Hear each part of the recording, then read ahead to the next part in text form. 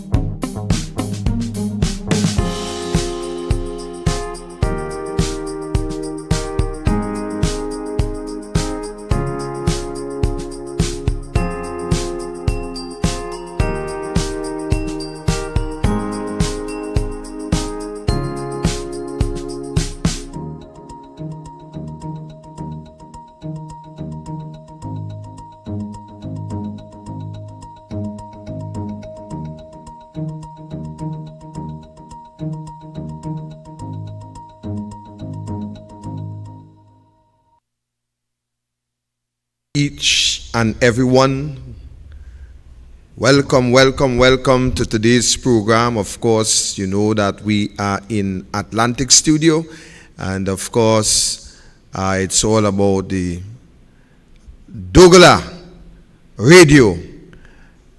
Today, first of all, I want to welcome our viewers, our listeners, those who continue to call in. At the appropriate time, the number will appear on the screen where you can call and make your contribution. Today, we know, of course, it's All Saints' Day. This day every 1st of November. And this is the time that the Christian community take the initiative to honor all saints and all those martyrs and so on. You know, today is the day that they honor them. Be that as it may, I am also wondering who will be honoring the souls tomorrow. And I'm also wondering if the supermarket, the shops, the parlors would have enough candles to place on the graves, because we have had so many deaths in this country as a result of negligence by the health minister.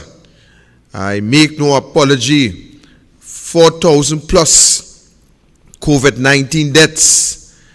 I remember the days when there weren't sufficient ventilators to give those patients the opportunity to survive. I remember the day when one of my family cousin was at the Point facility and begging for the opportunity to get that breath, begging to go on a ventilator, begging to survive. And unfortunately, she was told before she passed that there is no ventilators available. Added to that, the murder toll in this country.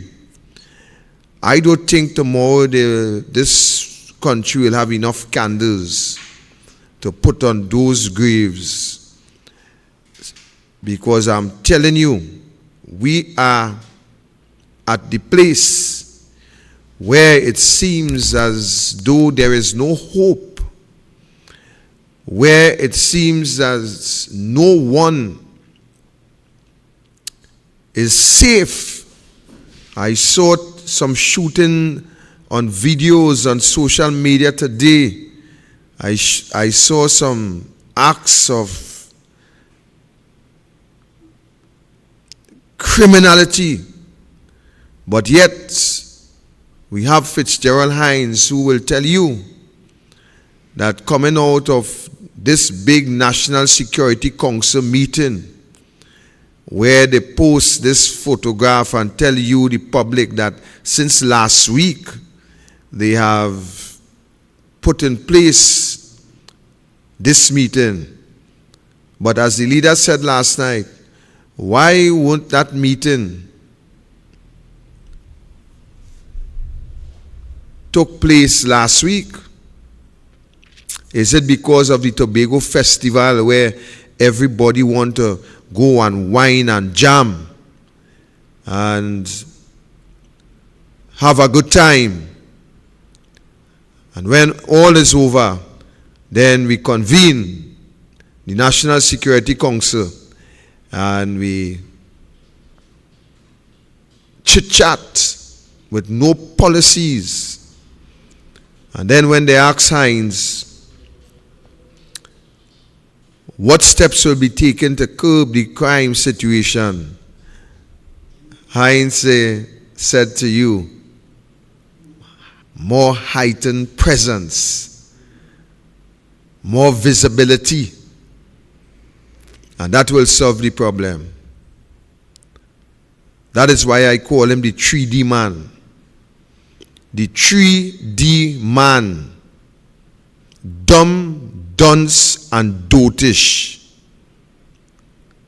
That is how I describe the National Security Minister.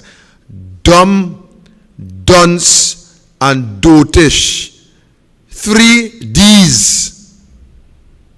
That's the man. Because you can't tell me, ladies and gentlemen, that crime is out of control. Murders is out of control.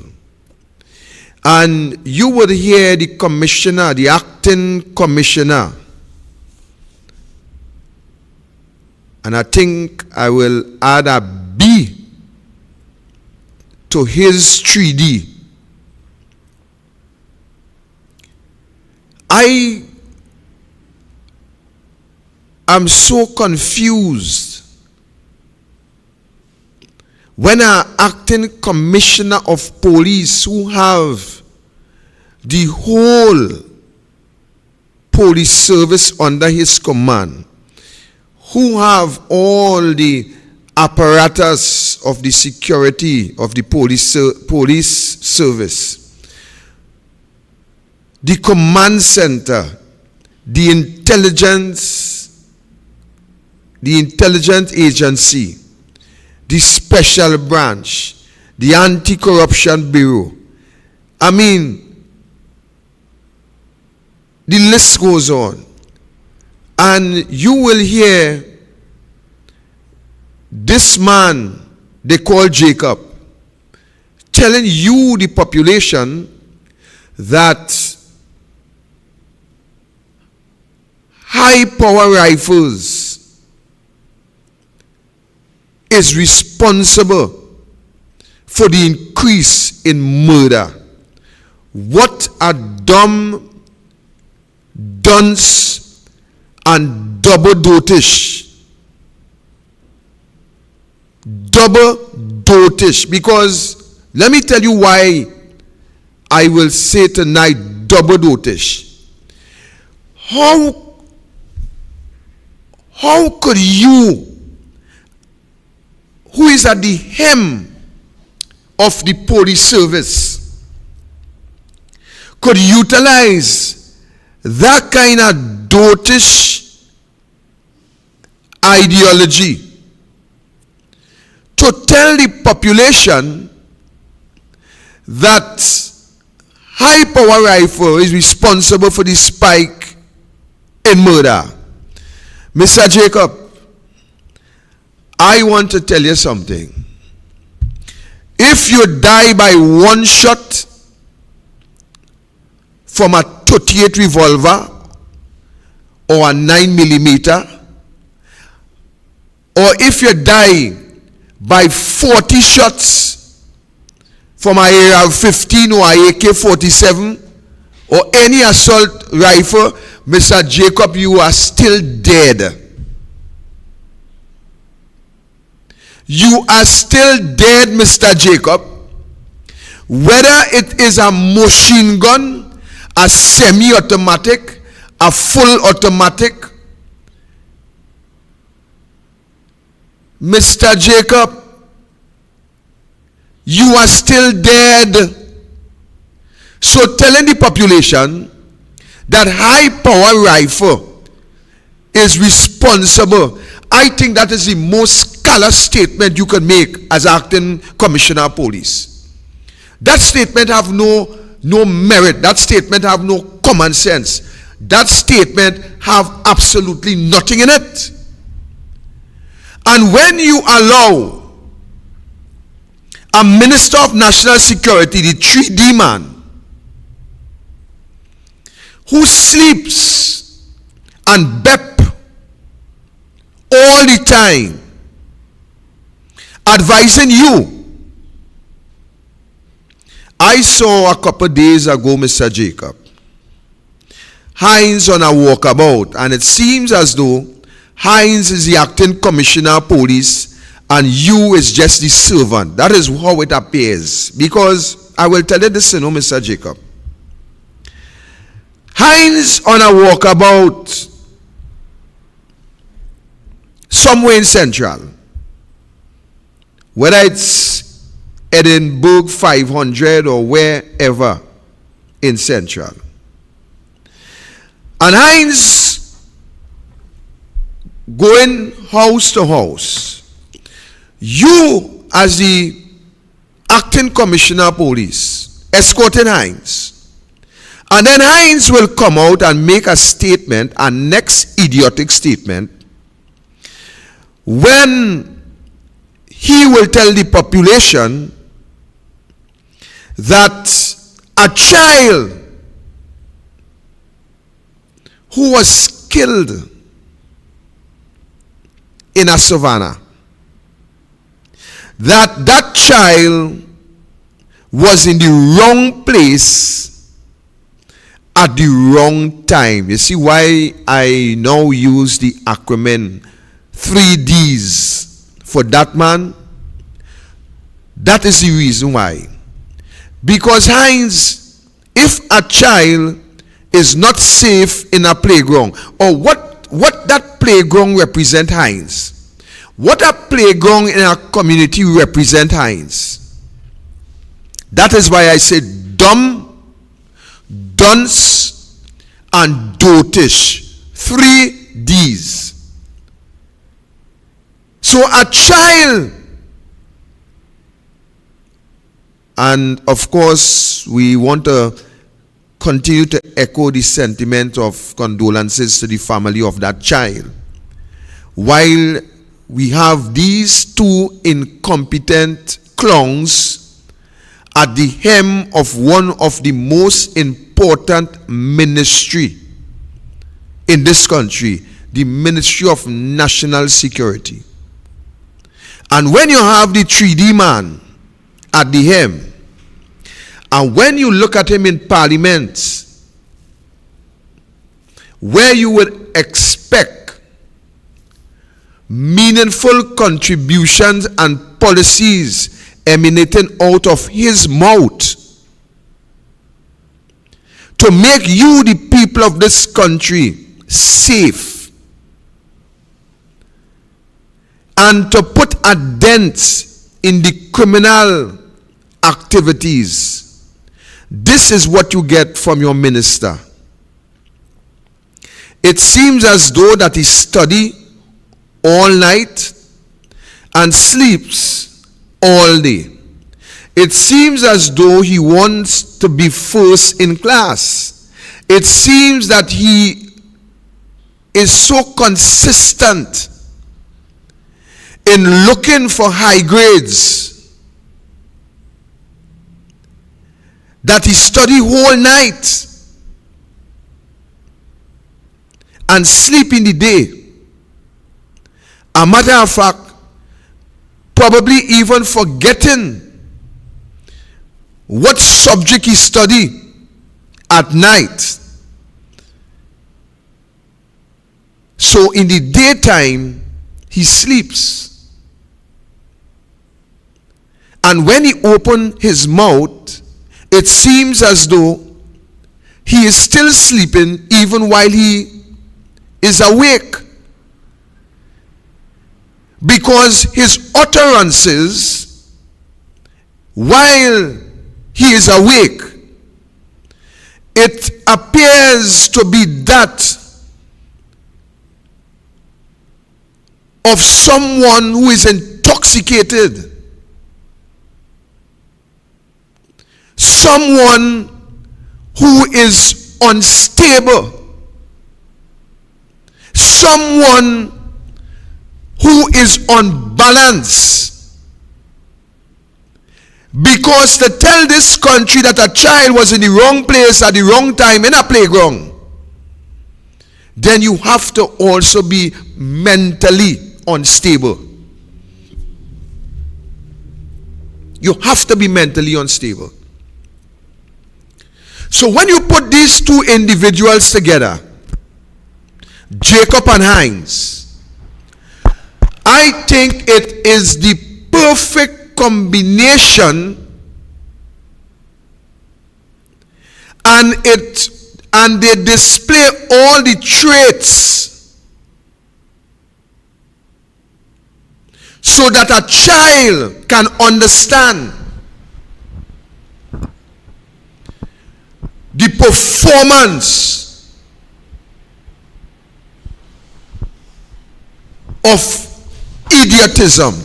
Victor, that 3D man you're talking about, that man wasn't in a press conference or something and fall asleep while speaking. You remember seeing a video like that? I saw a video that purports to be that 3D man in a radio station, and the mic was on. And the behavior, a matter of fact, the owner of the radio station was boasting and cussing out the moderator of the program and telling the moderator, you know who does pay we? It is them.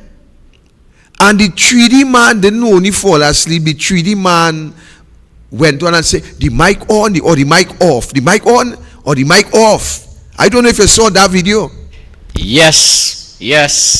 That's the famous radio station. Exactly. That you used to be on. Exactly. And you now find out why you had to leave. But not only that, it is also alleged that the owner of the radio station daughter get a scholarship from the 3D man government to go abroad. Oh. All expenses paid. Oh. You see, I saw a post this morning where a lady was saying that the media, in my own local terms, that the media is not only not independent but not truthful. And this is, we have been advocating, we have been telling the people of this country, leave the 3D man and Jacob, they are coming right back by them. We have been telling people in this country that the media is the biggest enemy to democracy. But people don't want to believe that. They're still buying papers. They're still buying papers. They're still spending the money by these media houses. They're still doing it. So they are also a part of the whole by helping to contribute what is taking place by this media house. Now I seen the 3D man on a chair in the back there, and again, he foot properly well crossed and he's sleeping. That is what happens when you study at night, ladies and gentlemen. When you study at night and you insist that you want to be tops in the class, you want high grades. When you want high grades, this is what happens. You want to top the class. You want to be the brightest in the class. So I don't know if right now the 3D man studying for a doctorate I don't know if he's looking for masters, but whatever he's studying for, it is high grade that he wants. He wants to top the class. Whatever university he in, he wants to top the class. So he's spending time in the night, burning the candles. And this is what happened in the daytime, when you will expect this clown to come and do your business and to ensure that you are safe and to ensure that the crime rate goes down. This is what you get. This is what you get. The Minister of Sleeping Security, he sleeps all the time. And you people in this country, you will tolerate that behavior. If was a member of the opposition who was sleeping, not holding no ministerial portfolio, that's a member of the opposition. If every time you look into the parliament, you saw a member of the opposition like this, you would have seen the PNM media houses. You would have seen the PNM media houses, how they would have make front page, how they would have make back page, center page, all the page. But with the PNM, because the government continues to invest large sums of money in these radio stations, you will never see these pictures on the front page. You will never see that. So let me come back to you, Mr. Jacob. Mr. Jacob, you have a responsibility to the people of Trinidad and Tobago. Mr. Jacob, your loyalty have to be to the people of the country and not to the politician. Mr. Jacob, I think that you needs to go, you needs to resign, you needs to pack up and get out of that chair because you are not competent to do the job. Mr. Jacob, you continue to make excuse in every given situation. You make excuses from bail bill and forensic full and this, that, and not enough this. All we getting coming out, all that is emanating out of your office, Mr. Jacob, is nothing save excuses and more excuses. We want a commissioner who is competent and capable to do the job as a commissioner of police. We don't want a commissioner of police or acting commissioner of police who will toe the line and do the bidding of the PNM government. We do not want a commissioner of police who cannot give us an account for all the allegations that is hanging in the public domain with high-ranking PNM officials. And today, we cannot get any justification. We cannot get any justifiable answer from you, Mr. Jacob, as to what is the status of those inquiries. We have inquiries hanging from since 2016. We have inquiries with a 4.4 million venture credit union account where Foster Cummins' name continues to jump up. We have had special branch reports which alleges the behavior of Foster Cummins in relation to gang activities. But Victor, this Foster Cummins thing, that was a big thing when the senator had brought out some information about a special branch report, which is a report from police on activity, right? Nothing happened with that. I don't know if you are aware, not cutting last week, aware that Jayanti Lakshmi Dayal mashed them up in the court. I don't know if you are aware of that. Right, but I'm trying to show something. A special branch report from police on nefarious activities. which went through the court system, and a judge had to say, yes, it had a lot of merit in it. Yet last week, I understand 17 heavily armed police officers arrived at your home on a hearsay or a suspicion that you is the man involved in some kind of roadblock something, right? Yet, as you just say, to the end of the day, a special branch police report and nothing, nada, it gone through court. The judge unmuzzled Senator Jayanti. So you tell me what it is really going on with the police, why? Hearsay and 17 police reach in your house, boy. So let me tell you what's going on with the police. And their hand was on the trigger? Let me tell you what's going on with the police, heavily armed with machine gun. You see, that is what happens when you have an acting commissioner of police who was not qualified, just like the 3D man, who was not qualified to hold the office. But because of political persuasion and political interference and political misbehavior in public office by the president, the prime minister, the chairman of the Police Service Commission, today we end up with Jacob sitting on the seat. And from where I sit, it appears as though that Jacob is towing the line and doing the bidding for the PNM, for Rowley government. That is what it appears to be. So when Victor Roberts, who conduct these programs, that they know it is facts and not fiction, they know that the information could be tested and proven. What they would do is they will do anything possible to not only muzzle Victor Roberts, but also to put Victor Roberts in prison. And I want to say publicly tonight, I thank that inspector of police who sent that message via a particular individual that the police were coming to my home last week Friday to lock me up for arms and ammunition that they would have brought to my property.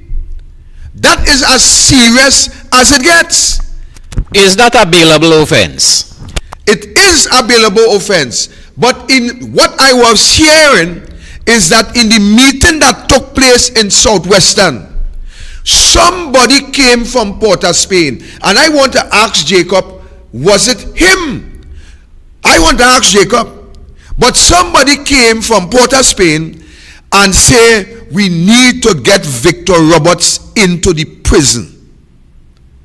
And thank God that this particular inspector of police, who I considered to be a straightforward man, sent that message to me that I were able to make it public before it occurred. And don't feel the done there, don't feel the done. That just deter them. That is all that do. But don't feel the finish. Them ain't finished. Because Hines would not like that 3D acronym that I put to his name. Jacob would not like when I said from where I sit, it appears as though Jacob is doing the bidding of the PNM. From where I sit, that is how it appears. But to the end of the day, this commissioner of police must understand that while his appointment may very well come from political interference, he have to know that his loyalty is to the law. His loyalty is to the Constitution. His loyalty have to be to the police service regulation. And then his loyalty must be to the people of Trinidad and Tobago who is paying his salary. You see, I am here to educate you, the population. You ever hear Jacob critical of the actions of the sitting government there? You ever heard him being critical? Yes, I heard Jacob being critical in defending them. Very critical in defending them. That is what I hear. Because when we speak of that special branch report, when we speak of that report, you remember what Jacob come out in the earlies and said? Jacob was the first man to jump out in the earlies when that report was surfaced. And Jacob make all kind of excuses. All kind of excuses. Today we asking Jacob not to do a favor to anybody. We are asking Jacob to do his job. And to do his job according to the regulation, the constitution, and to stand in defense of law and order. When you have a commissioner of police who cannot defend law and order, what would eventually happen is what happening now. The country will be a lawless country, because the country, while we continue to believe that people is illiterate and dotish and can't read and can't write, people learn, as you know, Archie, being a teacher, people learn in various forms and various fashion. People learn. The country is quite aware what is happening within the political arena, within the government. They are quite aware of what is happening with the police service at this time. Because I remember it was the 3D man who called for thousands of persons to come out on Rising Road. I don't know if you remember that. 2014, 2015. Yes. Called for thousands of people to block Rising Road. But as you say that, they have investigations from since 2016, like the Camille and all this kind of thing. Yet, some investigation with an opposition MP in 2019 with some motor car. Man, already investigation. Conclude. And arrest. And people charge before the courts. And they have cases from since back. So, really and truly, is it that the police service is arm? Let me help you. The police service, from where I sit, while there is good police officers and genuine police officers and police very correct, who will very do their job, I need to be careful. Right. To me, the police service doing the work, but there's a very high percentage, right, of the executive arm that belongs to the PNM. I am saying it. The problem is not downstairs coming up, you know. The problem with the police service is upstairs coming down. That is where the problem lies. The problem is up here. You remember, we had a number of people under investigation in the UNC. And policemen who were appointed after they exit the service, we see that some of these policemen were putting in their papers for nomination in the PNM. Correct. About 5 of them. We saw that. But tell me something. How come? Down to the how come some of the good police, the strict standard police, do come out and squeal against some of these nefarious activities allegedly being conducted by some police officers? Well, I believe that we are getting some little level of information, as much as we could coming outside from what's going on. So that is why we could talk how we talk, because we're getting some level of information coming out as to the top executive and the loyalty to the PNM. We have even had, I think he was the chairman of the welfare branch. One of those individuals even putting the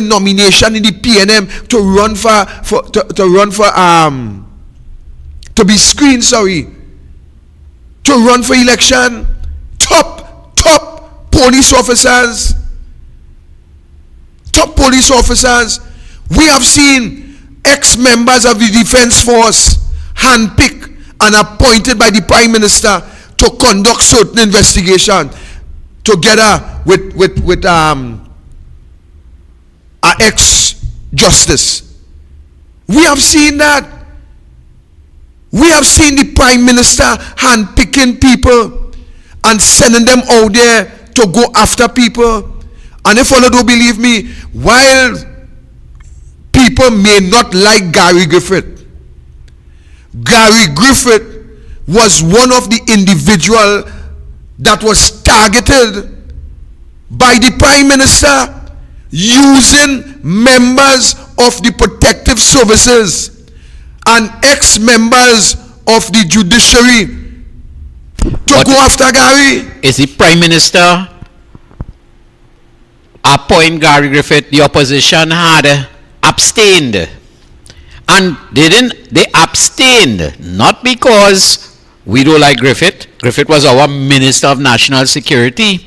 They abstained because, remember, Gary Griffith is co-accused in the Emailgate scandal. So what we were saying is, if a man is accused of attempting to murder a journalist, how you could turn around? The same man turn around and once appoint him. Stop right there. You know why they could do that?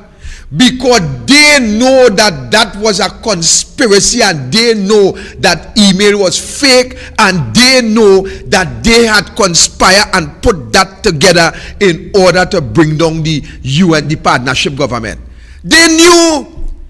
Because Archie, that's a very salient point you are making. How would you appoint an individual who is accused of conspiring to murder, conspiracy to murder? You, who brought Emailgate to the parliament, you turn wrong and appoint the same man that you accuse to be the head of the police service. Because you know that was false from inception. And that is why the country needs to get up and stand up and hold the government accountable for criminal activities and criminal behavior. The country needs to stand up.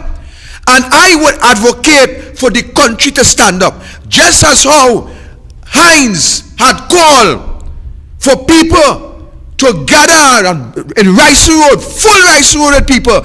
I am calling on the people of the country to full every street in Trinidad with people. Full every street. Take every lawful action against this bunch of criminals that sits in government as prime ministers and security ministers and youth development ministers and social welfare ministers and housing ministers and all of them. You see what happened in Touch Road and Sando? We will come to that later on. But the point I'm making is this. The point I'm making is this. They knew that those emails was a conspiracy between themselves. So that is why they had no problem appointing Gary Griffith to the post of police commissioner.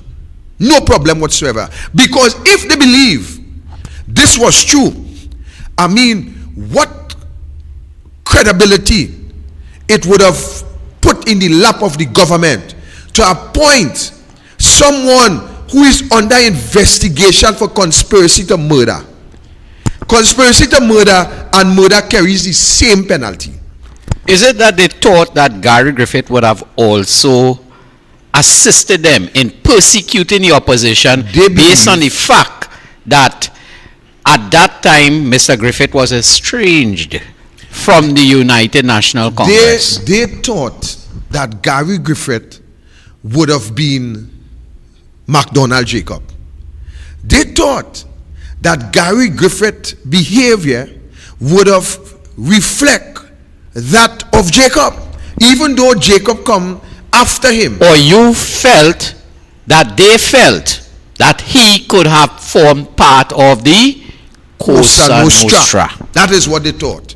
But Gary Griffith, and I will give Gary Griffith credit to a point, because I am very critical of Gary Griffith coming out on a video and telling me after the fact all what Rowley was forcing him to do, and all who was in government was forcing him to do. I am very, very critical of that. But if a commissioner of police or former commissioner of police could come on a video and say that he was being forced to do something, isn't that like a law was being broken? And that's what I'm saying. Don't come after the fact and tell me Rowley bully you and Rowley force you to send explosive here. And when I say a law broken on the both sides, because I remember somebody say that, Anand say, and man get locked up and lose work for that. Yep. Yes. So the point I'm making, Arch, is that to the end of it all, this government was supposed to collapse since back then, when all this misbehavior took place with the Police Service Commission. This government supposed to collapse when you will have a prime minister who have a special branch authentic report that puts a senator at the time involved in criminal activities or associates, and then you will take that same individual and promote him to be a member of parliament, and then promote him further to hold a ministerial portfolio, while the special branch report sits in a corner collecting dust and cobweb, and the country have no idea of those individuals. You see, the prime minister, from there and then, a vote ought to be taken against the prime minister since that information come forward. Because in other countries, Archie, where democracy and where transparency lies, members of a party would not condone, and that is why I will have no respect for Beckers, Manning, none of them, those MP. You know why? We have seen recently in a foreign jurisdiction where members of a party resign because of a misbehavior by a prime minister. We have a prime minister in Trinidad and Tobago who confessed that it was him who broke the law and went contrary to the Constitution and take back a merit list that was in the hands of the president.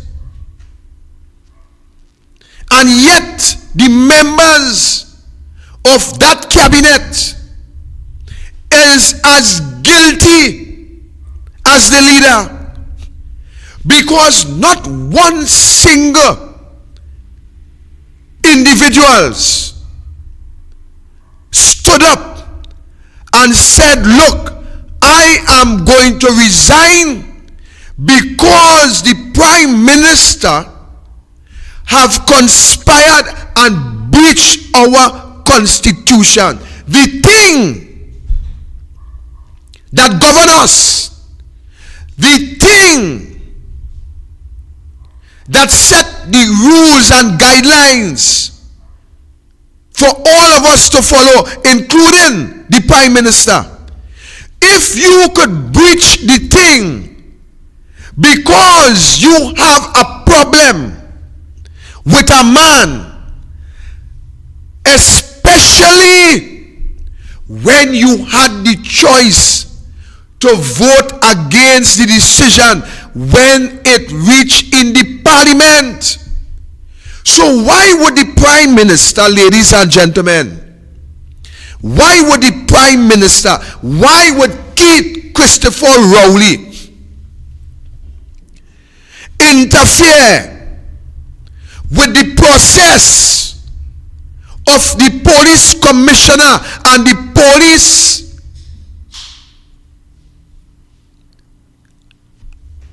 authority?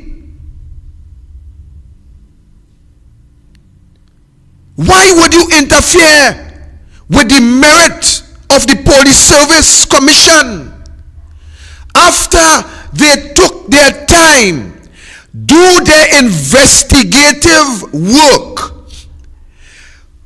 put all those candidates to the test and mark a merit list, qualifying each candidate, pinpointing the one who is more suitable for the job. And when they have completed that legal, lawful, constitutional process, and they follow the Constitution, the letter to the word, and took the document to the place where the Constitution said it must go, to the president. And while it is at the president, in the hands of the president office, where the Constitution states, from there it must go to the parliament without any detour. It must not swing left, right. It must not reverse. It must go forward to the parliament, where Keith Rowley and his government had the say to vote for Gary Griffith or to vote against Gary Griffith. That is the part that confuses me. If you didn't want Mr. Griffith, all you had to do is don't vote for him. So the point is So why did you go and break the law and do all these kind of things is the point. to not get this commissioner? That is the point. Something is hiding. Is it in that short list? Their preferred candidate was not there as well, because I understand that what is called that, not 3D, the next, that Jacob, right? Tojam.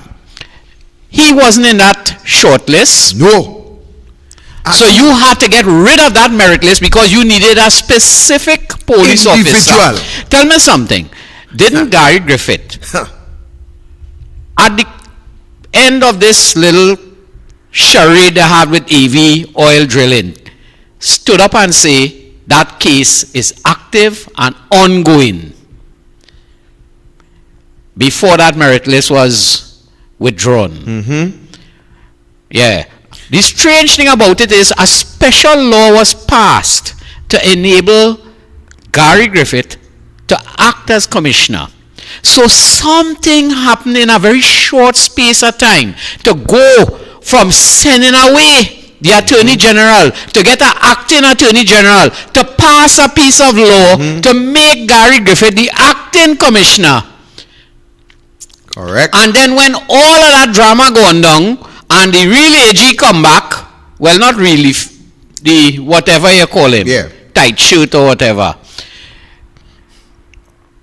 all of a sudden we see all of this drama with withdrawing lists and things. Something. Actually, something. And it have answers inside there, you know. People have to come out and start talking. Inside the circle there is something why they did not want Gary Griffith name to reach to the parliament inside there, because but why they went and passed a specific law that will enable Gary Griffith, you know, not anybody, you know, but a specific piece of law to make Gary Griffith the acting commissioner. Because they probably did not aware of the information that they get after they did that. So the fact remains is that they could not allow Gary Griffith to become the commissioner. They had to do everything in their possible. Something happened there, man, because you pass a piece of law to make the man acting commissioner, and then break the law, to make remove him, right? Yes, because The acting commissioner at the time, Gary Griffith, took that to court and won. Yes. So it means that they broke the law to remove him. Yes. Why that sudden? I mean, you talking about in a space of about a week, you make him acting commissioner and then you fire him.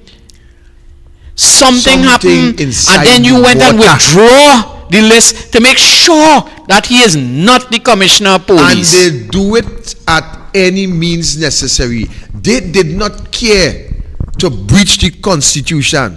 What is inside their hiding is so important that they had decided to go outside the Constitution, breach the Constitution in order to stop Gary from reaching to the Parliament. Whatever it is, right in the middle. And whatever it is, you feel the former commissioner know what that is? I believe, whatever it is, Gary have to know. This is my belief. Now, this program is where we deal with facts. But I am also entitled to tell you what is my belief. I am saying my belief is that Gary have to know. Because if Gary, you remember Gary keeps saying that he have information that could bring the government down. You remember Gary Griffith's statements? Yes, well, I really thought I was looking for elections in December 2021. All now, so I say government change. But right. So if Gary is saying that he have, not think might or maybe, he have information that could, if he come out with it, the government collapse, then Gary have to know exactly. But you see, why would the government then muzzle up ex-Justice Stanley John and ex-Defense Force personnel to go and launch this quick investigation into Gary Griffith? Is it a case where they are trying to tell Gary, well, look, you have something on we, but we have something on you? What it is? Why it is that the police did not go through, the police who have the investigative power, not only to investigate but to charge? Why would you bring an outside 2-0, not a 3-0, a 2-0 from outside, to launch this investigation into this whole FUL business? But the results of that investigation, wouldn't that be considered a big hearsay report? Right, but not only that. Why wasn't the police service, who have the authority to investigate and charge, why wasn't that investigated by the body who have the power, where they could have put people before the court, and if even it means putting Gary Griffith before the court? But is that committee something legal? And if it is not legal, then they could get locked up for trying to lock up somebody. Well, you see, that part of it, I will have to leave that part for my attorney friends like Kyle Takal Singh and Dinesh Rambali and them. I just a little Boy Scout in that whole scenario in law, Archie. I ain't reached nowhere yet. I know, like I a little Cub Scout. So I had to leave that part for them. But I mean, common sense and my studying into law, I have a great idea as to what is happening in this whole scenario. So the point I'm making is this: whatever it is inside here that Gary must be aware of, based on the sentiments that Gary echoed in terms of information to bring the government down and election in the morning and all this kind of thing, something had to be something inside the mortar here. Now, added to that, my question is, what the police service is doing about that breach that confession with Rowley, I know for a fact that the Honorable Senator David Nackett has written to the, I believe was the commissioner, and it's now in the hands of the Anti-Corruption Bureau. You had to bring Nackett on the show. Of course, to investigate this whole scenario, because you have a confession from Rowley, you know. You have a confession, he said, I was the man. And why it is that Senator Nackett had to write Jacob, for Jacob to know that what occurred at President House warranted an investigation. Why Senator Nackett had to write to Jacob to tell Jacob how to do his own work? 5 times. So you see the game, you see why I am convinced that there is some bidding going on between Jacob and the government. So, Victor, all of these discussions you had for the last hour, could the ramifications of all what you are speaking, the end result of all these home invasions and hijackings and mobbing and according to MP Monilal, are unpoliced state? Brother, where we are now, I'll back up just a little bit. What we are seeing on the ground is a reflection of what's happening in the government. What we are seeing on the ground, the home invasion that we are seeing on the ground, it is a reflection of the government, because the government is invading the funds of this country. The government is invading the treasury. The government is invading the Heritage and Stabilization Fund. So what we are seeing happening on the ground in terms of the aspect of criminality, it is a reflection as to what is taking place in the government. It is the same criminality that is taking place in the government, but unfortunately, we will have Jacob and the rest of the police service going after the small man on the ground who is stealing and robbing and home invading in order to survive. Not that I will give any justification or any sort of merit to that criminal activities, but I'm saying to you, the people of this country, what you are seeing on the ground is a reflection of what is happening in government. That is all. And I want you to bear in mind that the government is responsible for the behavior on the ground.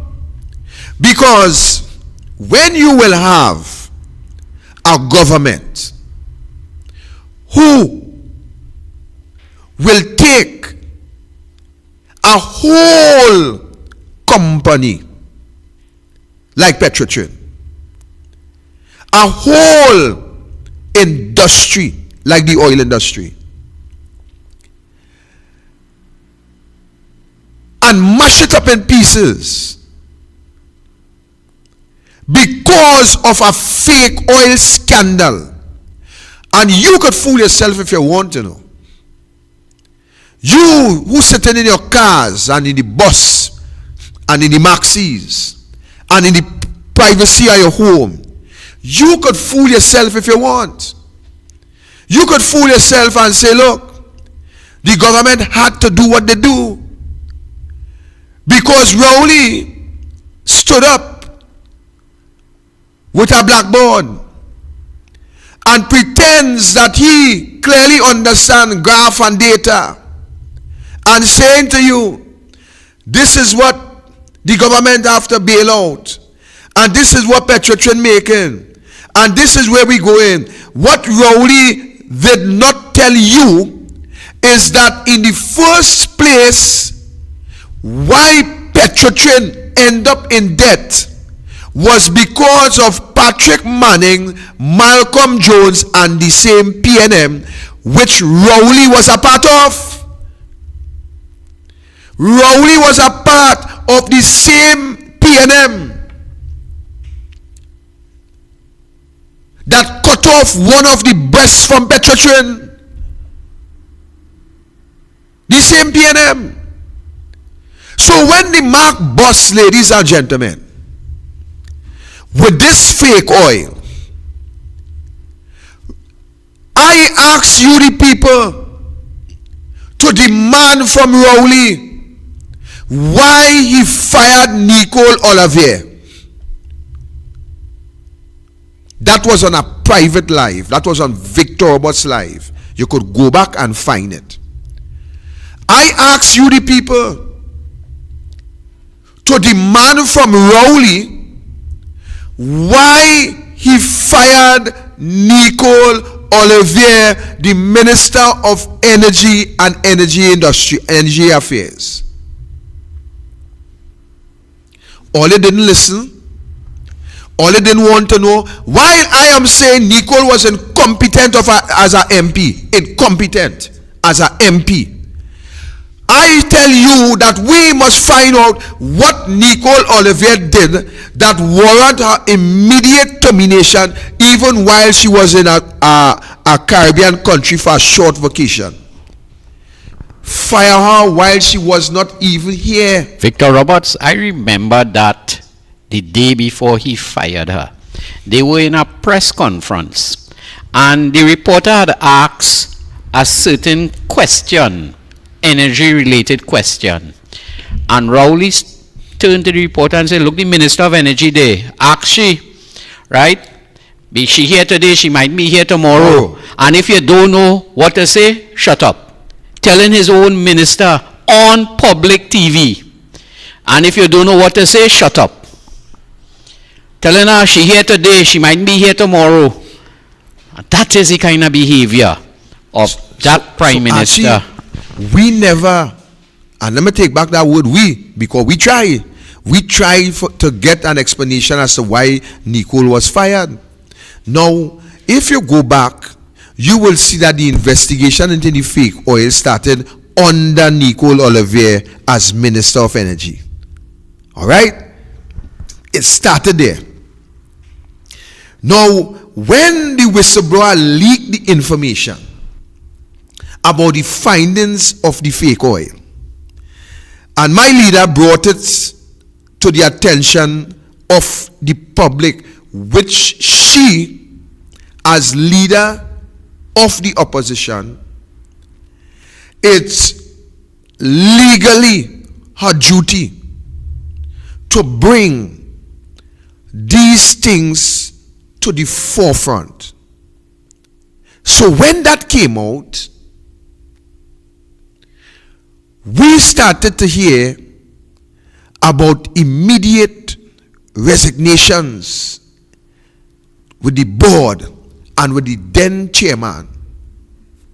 Then Rowley appointed a new board and a new chairman. And everybody know that chairman was Wilfred Espini. And we know the story as to what happened from there. Now, I want to tell you, Trinidad and Tobago, how something wrong with you, you know. I want to tell you, Trinidad and Tobago, how something seriously wrong with you. Because when Rowley stood out and said that recommendation come from the board to close down Petrotrin, what did Wilfred Espinay said? The board never recommended the closure of Petrotrin. The board never recommended the closure of Petrotrin. And he said that under oath. But you know what you wicked Trinidadians did? All you believe Rowley over Espinay. You know why? Because Rowley is this big black African prime minister who have your African interests at heart and who will always tell the African the truth. So you supported that. And you went back and voted for that. But I come in there, I want to jump ahead, but I thirsty to tell all you how wicked all is all yourself. So they closed it down. And with it, Rowley appoint his personal lawyer. Now let me tell you what Ole understand happening right there. Rowley appoint his personal attorney. There is something in law there that is called client confidentiality. You remember who was the lawyer when the mark bust about this account away? Could you, Trinidad and Tobago, remember the lawyer that Rowley brought on the press conference? Could you remember the lawyer that he brought on the press conference? Well, you do your homework and see who was that lawyer, and see where that lawyer is appointed today by the same Rowley. So Rowley appointed his personal lawyer at the hem of Petrotrin. Listen, people, listen. Rowley appointed his lawyer to the hem of Petrotrin. Rowley also appoints his personal friend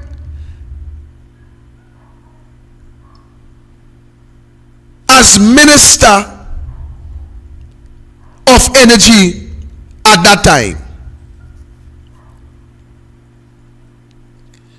Coming out of that, it is Rowley's personal friend and financier of the PNM that is at the hem of that investigation that Gary Griffith said is still alive.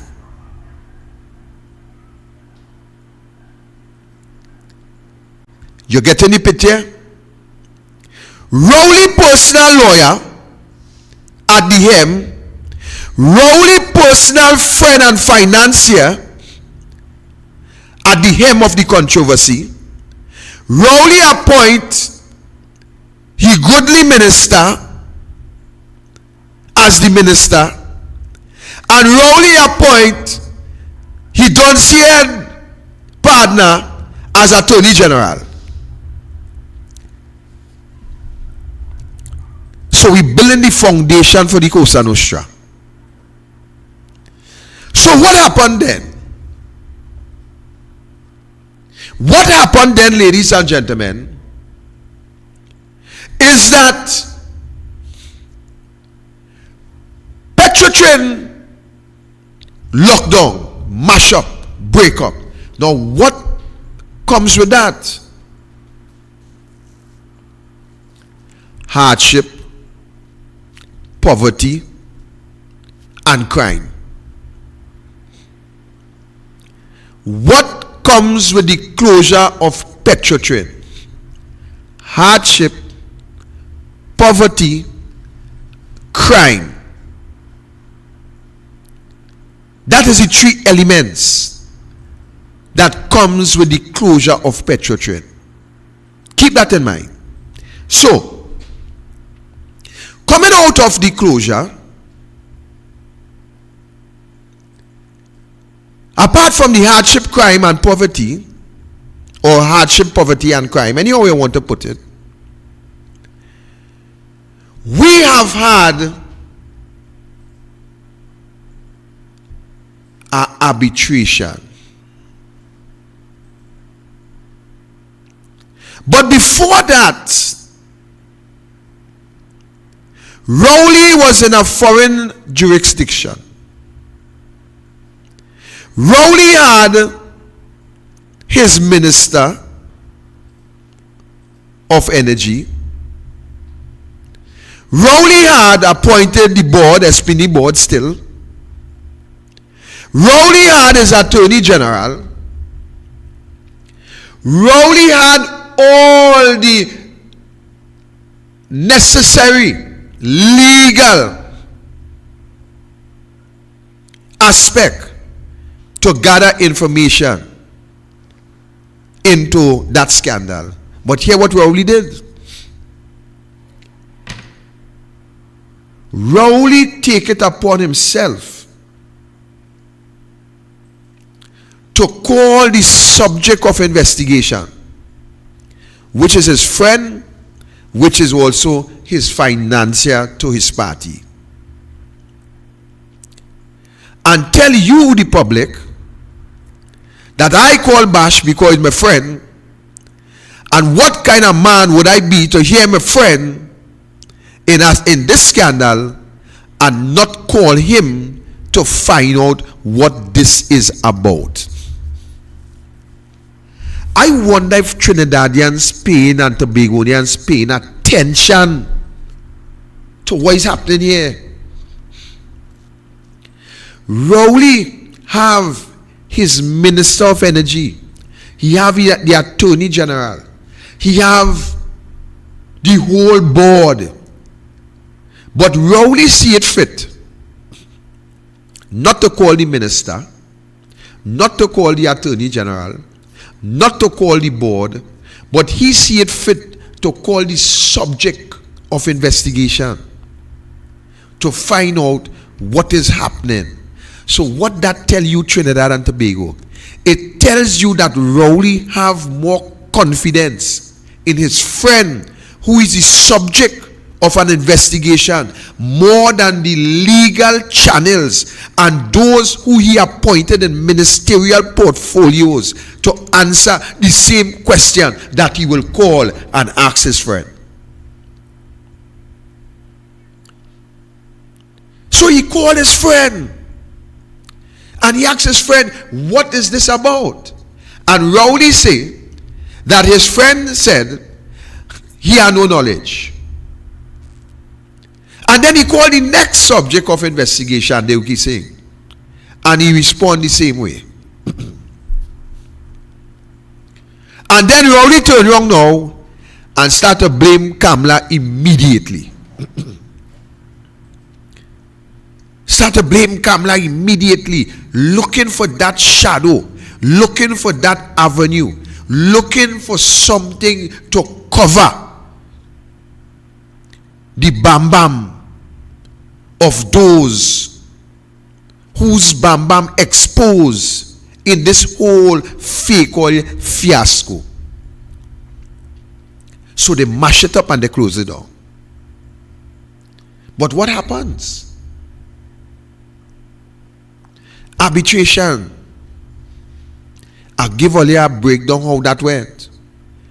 To choose the arbiters in that matter, A.V. Drilling choose one. Rowley personal lawyer that he appoint at the hem with the board, they choose one. Then two of them, A.V. and them, get together and choose the third one.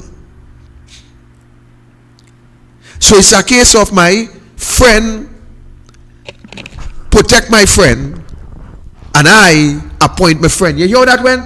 A.V. choose one, Rowley and them lawyer choose one, and then two of them get together and choose the third one. That's sounding like the Holy Son, the Trinity. What is the Holy Ghost, the Son, Father, Son, and the Holy Spirit? And three of them is one. That is a Trinity. Three of them in one. So here what happened here? The arbiters come and rule. So they appoint Deborah Peake. Deborah Peake now, who know the rules and guidelines that was laid out for the arbitration, came back and say, hey, the arbiters break the same rule that they put to govern this arbitration, and therefore we must appeal quickly, we must save the country from paying this money. What did your prime minister did? But that is a clear-cut breach and case for an appeal. So why? You talking about over 100, Anil says about 150 or 118 million or something. Why? In the interest of the taxpayers, even if you're going to lose, but why you wouldn't appeal something where senior counsel has demonstrated a clear case of a breach, right, with respect to the arbitration committee, how it was formed. Why didn't they appeal that? I want to tell you that In the High Court with Jawala, right? That is a clear-cut case of illegal dismissal. Yep. Right? And just for spite, hate, and because they don't have to foot and pay the bill, they appeal it, kicking the can further down the road. So let me tell you why they didn't appeal that, Archie. My friend and financier is at the helm of the investigation. My lawyer is at the head of Petrotrin. And me and my attorney general and everybody else depends on my financier to finance my 2020 election and moving forward to And 2025. House. You get the picture? That is correct. We depended on my friend to finance the campaign. And my friend is at the Oh, helm. so that is why the man was dancing bareback. Rowley, Hog love mud. not young. Right? I want to make you my wife. Yeah. Yes. And Trinidad and Tobago did not pay attention to what we was telling them. No, let me tell you what's going to happen as I go a little further. No, they refuse to appeal. And here what they do. They pay the money. And secondly, you know they have to pay costs too. You hear the government talk anything about the cost they pay? They had to pay costs. You hear the government talk anything about costs, how much millions the costs will cost the taxpayers? Because it wasn't no 2x4 lawyer that fought the case on behalf of AB, you know. It was Ramesh.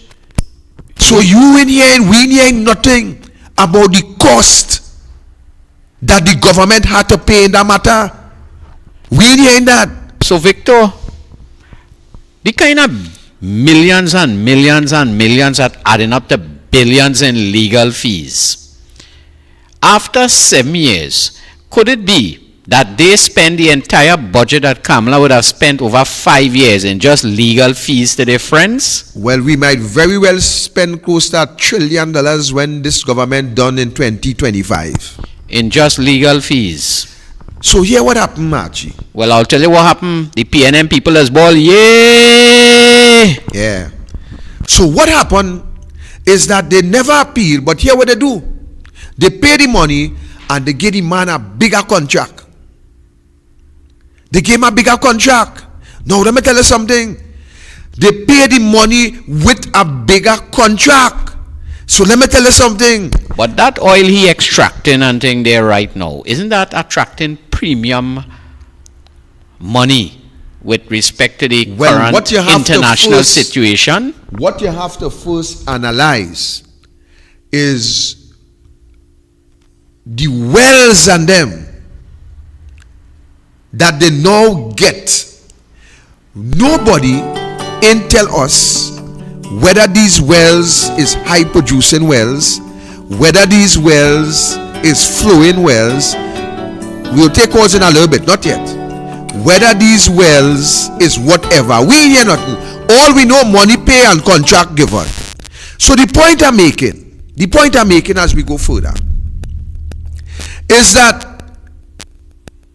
more election have to come, more finances have to come to build Balize House, more finances have to come. People ain't understanding this local election coming up. People ain't understanding the big picture, but here the point I want to narrow down in. The point I want to narrow down in is that where the government will source the rest of revenue to run this country, because we know that the government get millions under the pandemic. Nobody know where that money gone. We know that US dollars. we know that Rowley said that they spent over $200 billion. Nobody know. When they asked where the money spent, what was said, it's spent on the pandemic. So there is no accountability for these monies. We know that Mbot is boasting about some 11 billion or $11 million that they will be generating from revenue. Nobody know where money is spending. We know that money move here, there, and everywhere. Nobody know, but all that is all right. Let the people of the country take that. But here, what is the real issue I want to get down to? The people of this country, Archie, is unemployed. The people of this country cannot provide at this point in time. And I ain't talking about Rowley partner, them, the rich get richer, you know. I'm talking about what used to be the middle class. What used to be the middle class. Because what used to be the middle class come down to the lower class, and what used to be the lower class is now existing in poverty. So, where would the government source revenue from? So here the government plan, and I want the poor people to take in this and take it in well. After the government have secured and closed up all those investigations of corruption, mismanagement, whether it be in NGC, whether it be in the LNG, whether it be in Petrotrin, despite where it be, the government were able to secure. I remember the first time I hear about this word indemnity in anything, I think it was the NGC board that was looking for this indemnity. And then I started to really research the word to see, well, what this word really means, what this word could do. And then I realized that the NGC board missed it, and it ended up straight in the lap of Nelson. All right, Archie? But hear this. Hear this, people. You, the people of this country, the government plan for you is to bring you to the point where you have to depend on the government to live. The government intends to stay in power by any and all means necessary. When you could have a government who, after all this mismanagement and corruption and cover up of corruption, because there is many things that we yet to find out, you know. We know Stuart Young and Rowley leave and went Australia with all procurement legislation and buy boat and procure this and procure that. And when they come back and they say they pay X amount, that is what it is. Nobody question, no dog back. No dumb dog back. Everybody quiet. Business chamber quiet. Law association quiet. Judiciary quiet. Everybody quiet. Fixing TNT. Everybody quiet. Everybody dumb. But be that as it may. Be that as it may. After all is said and done, and after your taxpayer money, because let me tell you something that you don't know. You don't know that the money that AV Drilling get from the state, you don't know is your taxpayer dollar.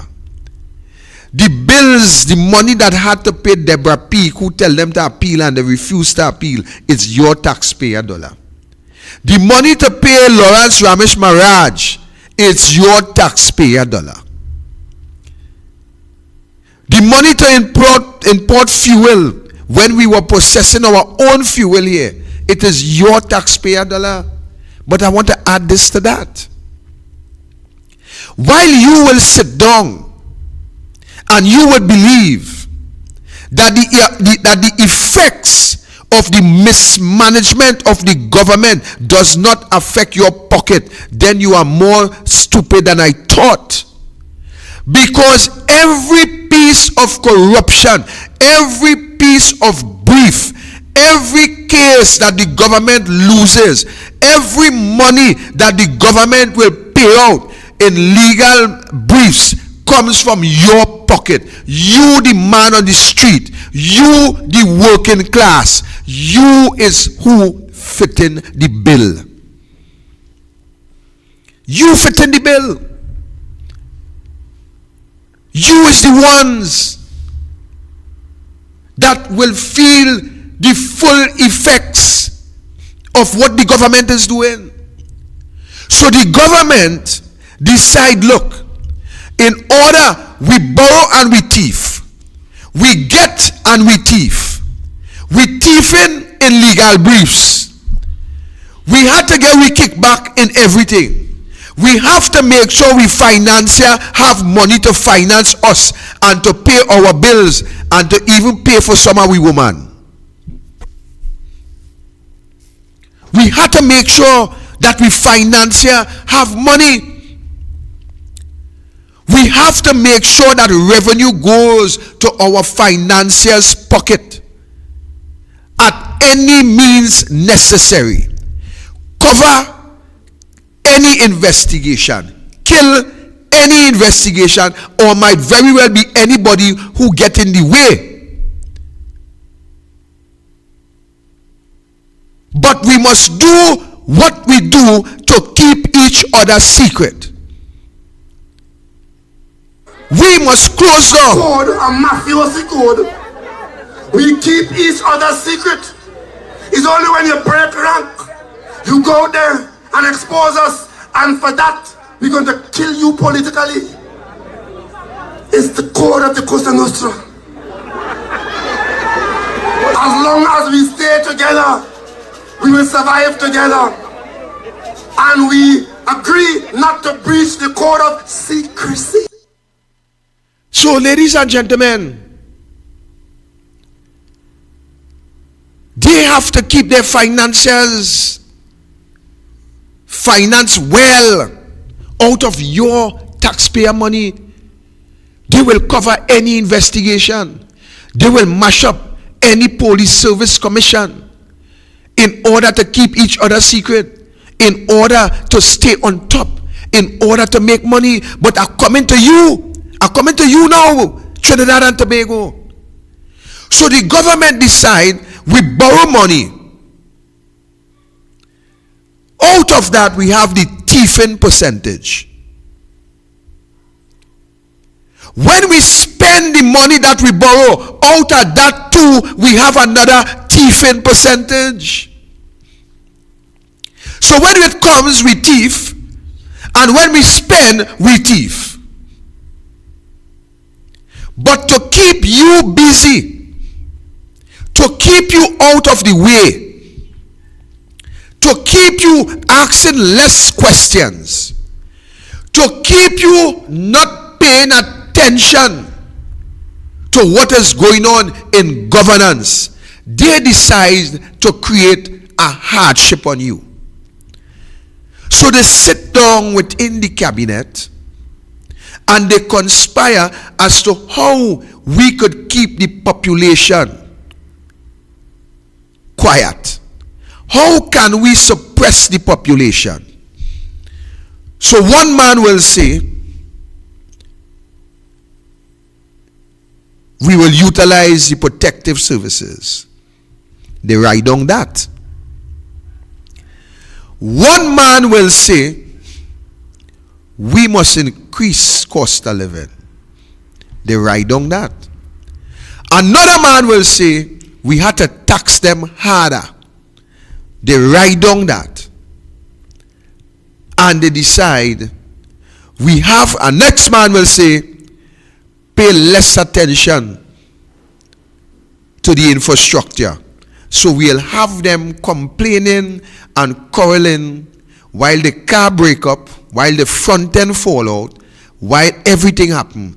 And on top of that, we will have police on a daily basis sharing tickets. We will set up roadblock throughout the country and we will earn revenue. So we will further take from what they have. So hear what they do to you. They increase taxes. But they increase taxes by reducing subsidy on fuel. They increase taxes simply by increasing all your utility bills.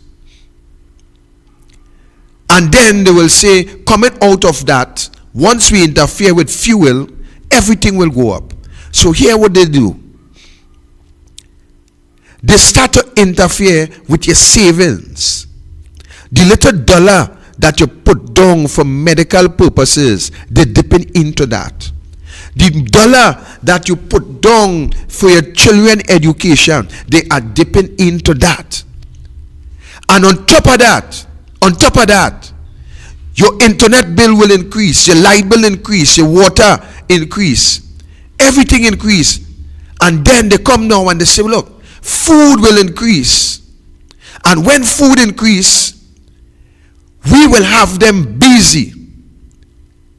And while they have you busy and quarreling and fighting amongst yourself, they will come with all the distractions. And they will distract you. And you will continue to fight. And they will suppress you with the armed forces. And while they suppress you with the armed forces, roadblock here, roadblock there. The police give you a ticket if your park light only shake. If it's short, they tell you defective light, ticket. If the light only blink, you can't escape. And they put that pressure on you. And they keep you under pressure. But hear what? While you under pressure, they continue to benefit from the wealth that you're supposed to be benefiting from. So hear what? They have millions of dollars on exemption. Millions of dollars. They import tax-free. They eat tax-free. While they ain't paying you, they pay themselves. While they're increasing your money, their money increasing. So they continue to benefit in every aspect from your taxpayer dollar. What they thief from you, they will be filthy rich. Their children, their grandchildren will be born into money, while your children and grandchildren will be born into poverty. Let me say that again. The money that they continue to benefit from the state, their children and grandchildren and great-grandchildren will born into money, while your children, you ain't going far, you ain't even going by children and grandchildren, while your children will be born into poverty. That is what they're doing to you. And then they utilize the issue of division. So while they divide you and have you believing that, look, we care about you because you is us and us is you, while we look like you and you look like we, they continue to increase hardship upon you. And let me tell you what you're not seeing. You not seeing that the harder part of the ship is for you. The harder part of the ship is for you. You know why? You have no business. You have no business. You have no business place. You doesn't have a self-sustained income. You have to now depend on them. And as you stand up and they find you only look like you're standing up or you're vexed with what they're doing, then they increase pressure on you. So hear what they're saying. She was working CPEP, fire she. No more CPEP work for you. No more URP work for you. They bring you to the point where you have to beg. They bring you to the point where you have to depend on a handout. They bring you to the point where you have to depend on somebody to put a food on your table. They bring you to the point where your children can no longer see a future because you have nothing saved. You have nothing put away. You have nothing to assist your child to make it to university. They remove all the grants that were available. They remove the book grants, the laptops, every grant that was available, they move it away. And you still blind. You still cannot see. You still not seeing what they're doing to you.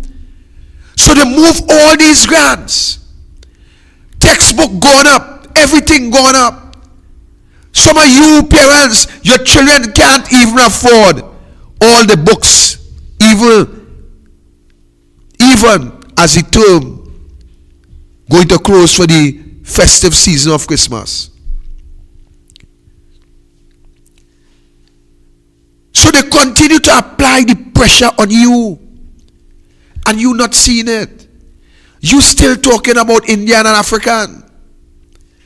You still at the place where they keep you talking about Indian and African.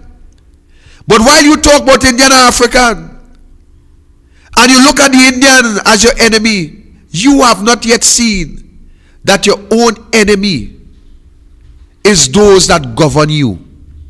You have not yet seen that your enemy is those that govern you, those who you have appointed to look after your affairs. You have not yet seen that.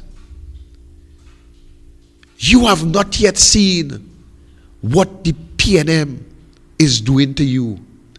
So yet you sit back and you believe that, look, all is well and we will make out and we will survive. You fool yourself.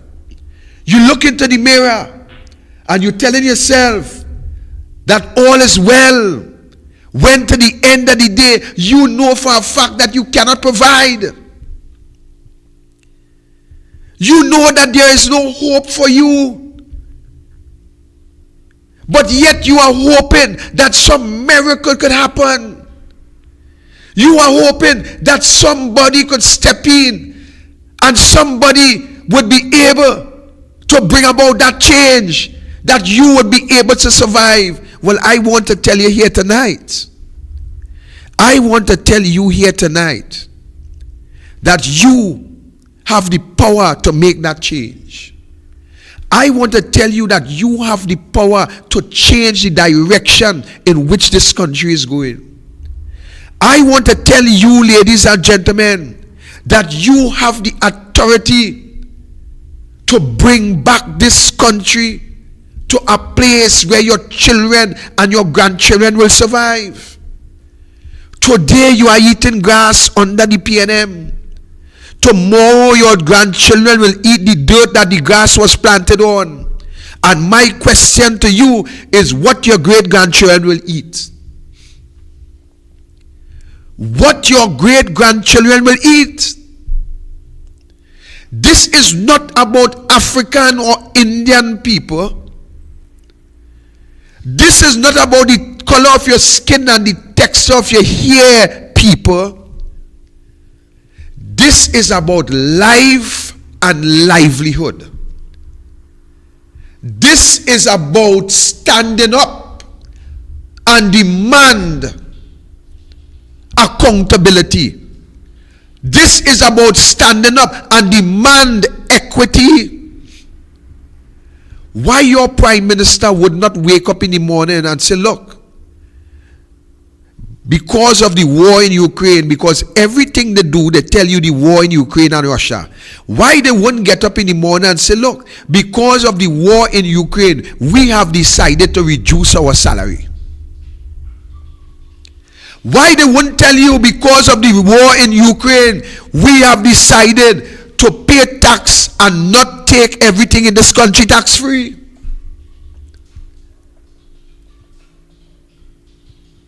Why they won't tell you, because of the war in Ukraine, we will not eat shrimps and drink scotch.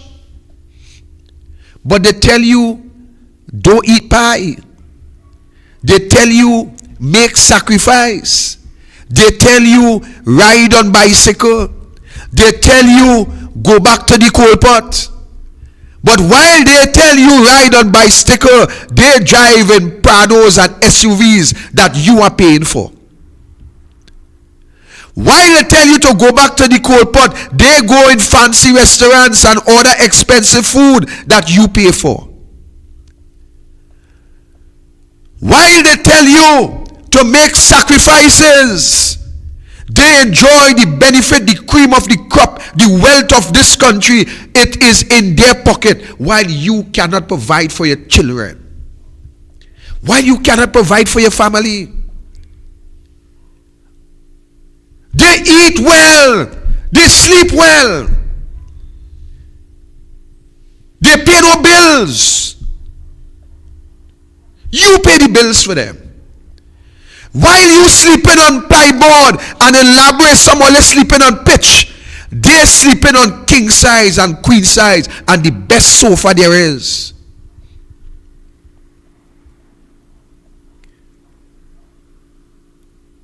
Are you listening, people? While you cannot provide food for your children,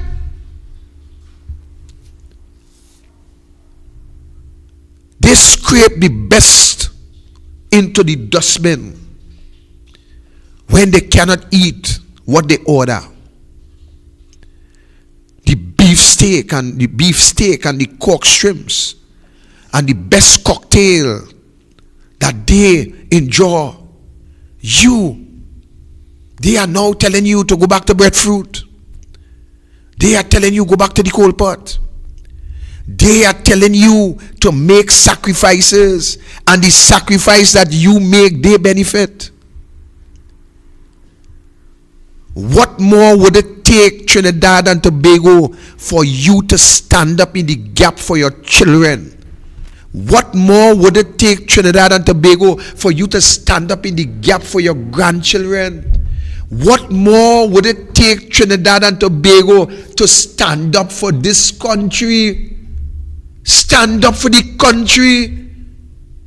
What more would it take for you to put aside that dotish slave mentality that they continue to bring on us, that we see each other as the enemy and we beat down each other while they benefit from the wealth of the country?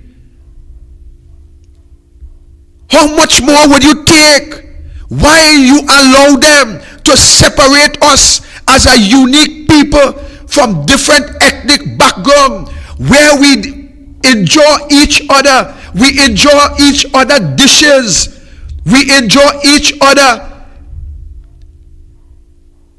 from a marital standpoint, we enjoy each other, but as election reach, we start to set boundaries.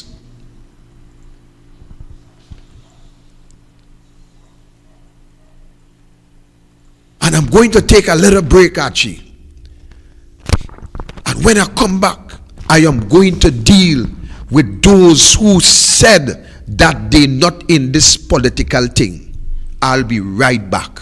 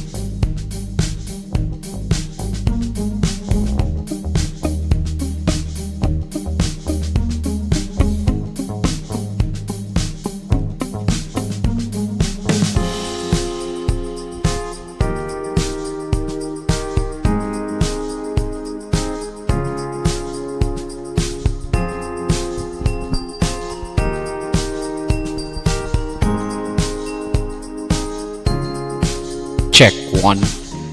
Yes, Victor will be back in 1 minute.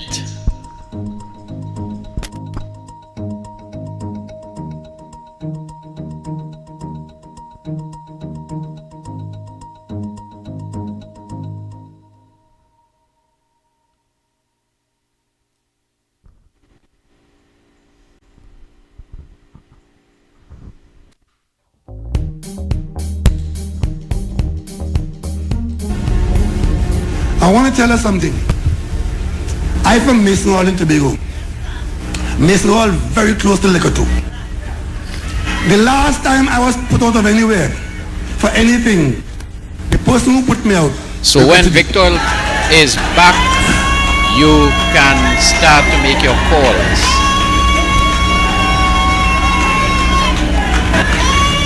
Remember I was in the cabinet? I took issue over the behavior of Calder Hart and UDCOP. And what happened to me? I was put out of the cabinet. The person who put me out regretted it.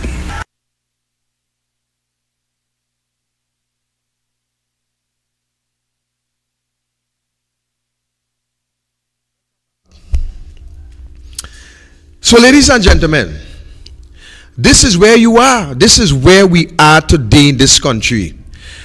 They have increased, they have utilized every opportunity to bring you down to the lowest point you could reach. But Victor, the amount of billions and billions of dollars you alleging that went in the wrong places out of the taxpayers' coffers, with a good forensic team in our next government, citizens mightn't have to pay tax, because if you follow the money, like what Anand Ramlogan would have been doing, where he actually got back billions, a lot of people is talk about government partnership legal fees is this amount of billion, but they never talk about the billions that Anand Ramlogan would have recovered.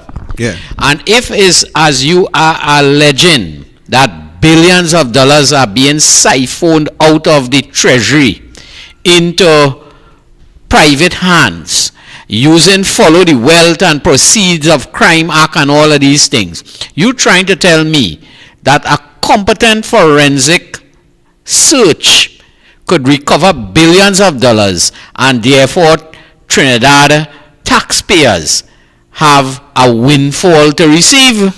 And it is clear because when we look at the accountability aspect in terms of government spending, there is actually none. And that is why there is a cause for concern, because once you have a government, now people take very lightly the procurement legislation. You remember when we had this set of various meetings and so on, trying to mobilize the people to take a stand and to ensure that the procurement legislation that the government hold fast to it. We allow all these things just as how we are allowing all these various allegations to slip through the crack. But at the end of the day, we have to have some level, some accountability, and therefore, in order to have accountability at the state of affairs today in this country, it can only happen under an alternative government, because when you have, again, I have to go back to Jacob, when you have the police service, and when you have all these independent institutions siding with whatever the government do, then it gives the government the authority not only to implement the dictatorial and the austerity measures, but it gives the government a sense of if I should say, a sense of people agreeing with what is happening. Because you check Imbot. When Imbot was speaking with the IMF and he laugh and he joke and he kicks around and say, well, look, I raised it once, then right, I raised it twice, I go very well raise it again, which he did. Now, who really stand up in this country and say, hey, we're not going to accept this kind of behavior from any government minister. We're not going to accept this behavior from people who we put in place to administrate. What we do and what the people do, they ignore. They ignore. And every aspect, from Delcy Rodriguez back then under the pandemic, and all the various allegations and trip abroad with no accountability, where you're having Stuart Young and Rowley alone traveling, no accountability, no professionals, all the deals they're going to make, no professionals accompanying them to ensure that the deals is in the interest of the country. But the people of the country sit back and allow it to happen. And then what you will hear people saying today is that, you see me, I'm not in this politics thing, and I do support politics, and all you are saying and doing is just fooling yourself, because whether you are in this politics thing, or whether you're not supporting politics, or whether you ain't want no part of politics, you are a part of the politics indirectly, because every decision that the politician make, you have to obey it. Every decision that the politician make in this country, you have to obey it.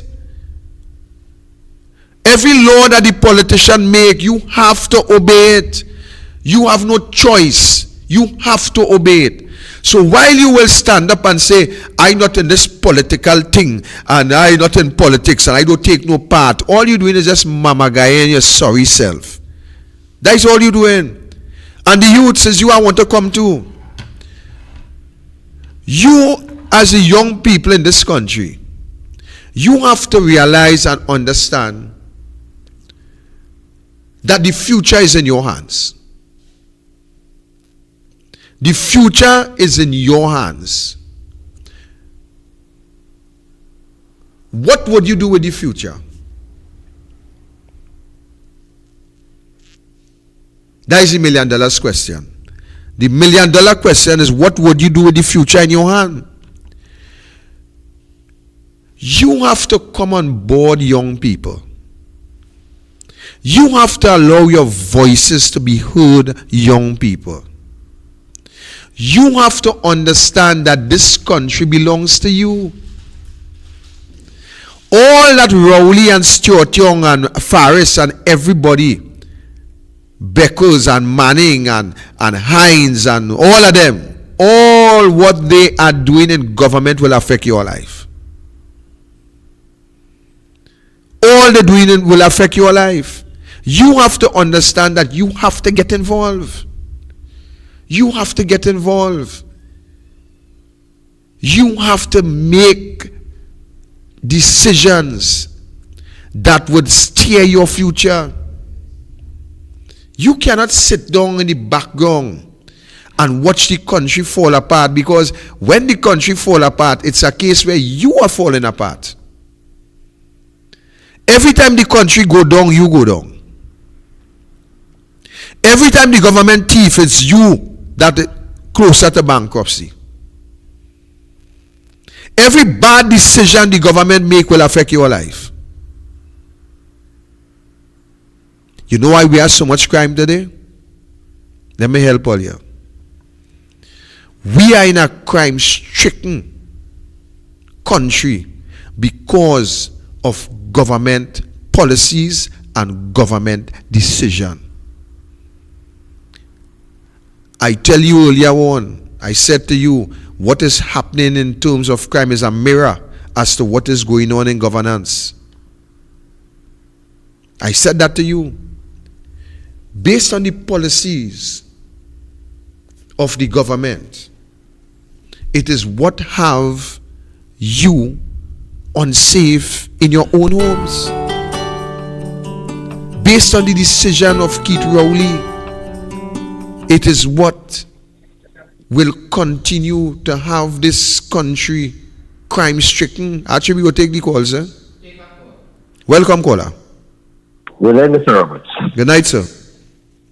I want to offer a few a few suggestions as it relates to a crime plan.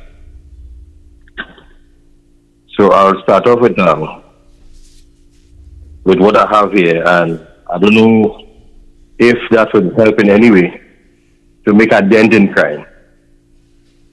So I will start with, like, first of all, to send the army in search of illegal firearms with the necessary warrants and so forth, etc. So they'll be doing something legally, and it won't backfire in court. The second thing is to adjust the legal and judicial system to speed up the trial.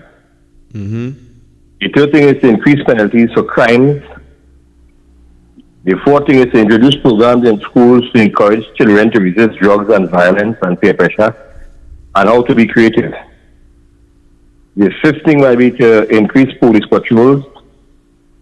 The sixth thing is that we introduce a system like 911 for emergency calls to make reporting crime easy, so that the police could be on the crime scene in real time to catch the criminals in the act and to bring them to justice. The sixth thing is to fix and install more CCTV cameras and use the footage to apprehend criminals. And for the foreigners, report foreign nationals involved in criminal activities. Now, that's something for the while. So I just looking at how we could work this and put this in place. I believe if we introduce this now, we could see results by next week. Right. Thank you, Kola. Everything he said there was things that was happening under the People Partnership. Well, let me say UNC government, this stupid People's Partnership thing. Yes, most of those things he was speaking about there were programs that was under the previous UNC government and Basdev Pandey as well. Correct. So the point I'm making is that the young people in the country have to take a different approach to life. They have to take a different approach. They have to understand that the responsibility lies within them to take this country forward. Welcome, Kola. Good evening, good night, Mr. Roberts, Archie, and to everybody out here. To show you the hypocrisy of Keith Rowley, when he was opposition leader at a town meeting in City Hall, he told the people that in order to save your lives, vote for the PNM. I guess the 500 plus people and all those that died since India didn't vote PNM. He talked about in Candy Grande Civic Center, he talked about the streets were like Baghdad, blood flowing in the streets. What flowing now? We know a lot of water flowing. When he came out with the emails, he stood up in the Quasi and he said that when you have criminals on the ground, when you have criminals in high office, you will have criminals on the ground. Is that why we have so much of crime now? He also said he'd rather sit in Golden Grove or Frederick Street prison than with those criminals and sit with the criminals in Parliament. Because his belief was those emails were real and Kamala and them were criminals. Keith Rowley and his band of brigands are doing a lot of wrong things in this country, Mr. Roberts. And apparently Jacob and everybody else blind to what it is going on. Look, up to now, that thing with Land 8, sitting on the DPP desk, Rowley didn't get away from Land 8, you know. It's still sitting on the DPP desk. Because Justice Seeley, the Seeley report said that something wrong went on. And she forwarded to the DPP for investigation and for charges. Up to now, look at how many years later, that DPP is doing nothing. He threw out Manning case because he said Manning was too sick to go to trial. But Manning was walking all in Skinner Park that year for the carnival. I was campaigning with Mitchell. You see how it's different strokes of PNM, folks? Look, up to now, we can't hear anything. With Paris with the gun toting children. Camille with the handbag money. Foster come in. All the wrong things that going on. And worse yet, this thing with Nelson Gate. Not a word in English from the DPP, nobody. But that is why I believe in God's justice. It's the best justice. Take care and have a good night. Thank you, Ms. Santa Cruz.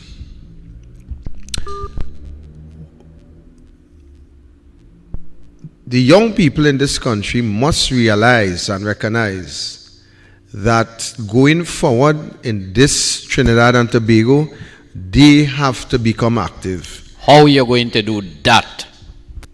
Simply by what we are doing here, Archie. Bringing them aware as to what is going on in governance, one, and I also, think this go work, boy Victor. Because I'm watching the Facebook statistics. Only 3% of the youths is engaging in this discourse here at the moment. Right? So we have to find some other way to reach the youths. Well, I will tell you this. And I agree. I have no problem. I agree. But sometime, Archie, to help a man who jong in is only when he really realizes he jong in. He will really look for that help. And sometimes, I say that to say this. I think that some of the youths waking up, because I want to share this.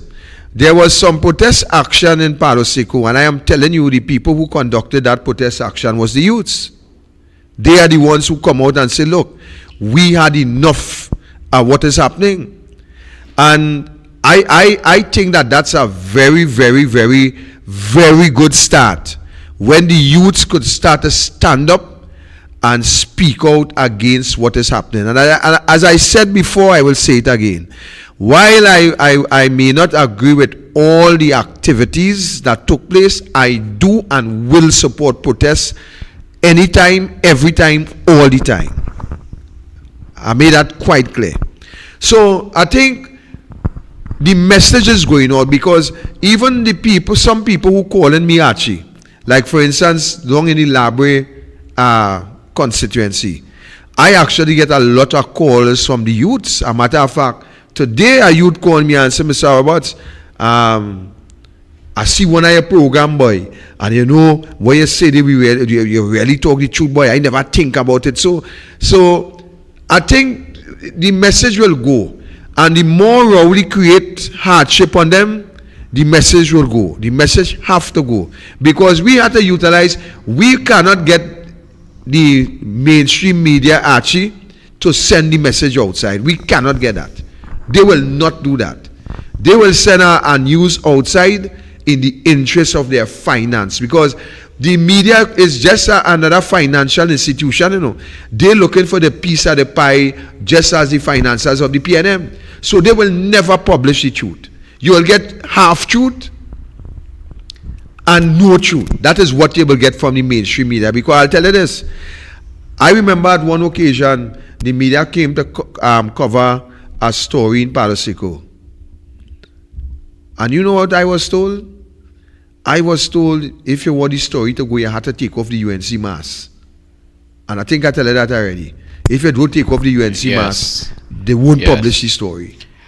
Your editor just sent this video. Let me play it. Come out is former PNM Senator Fitzgerald Hines. He says while the PNM has not made any public plea, he is still calling on people to come out and make a serious stand. I give them my fullest support at a personal level. My only trouble is, I feel it should really be numbering about 250,000. They should block the entire passageway. When I say so, they should lock down the whole of Ryson Road and the whole country.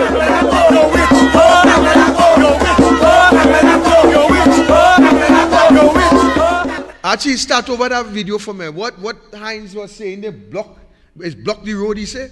Just play it over. Former PNM Senator Fitzgerald Hines. He says while the PNM has not made any public plea, he is still calling on people to come out and make a serious stand. I give them my fullest support at a personal level.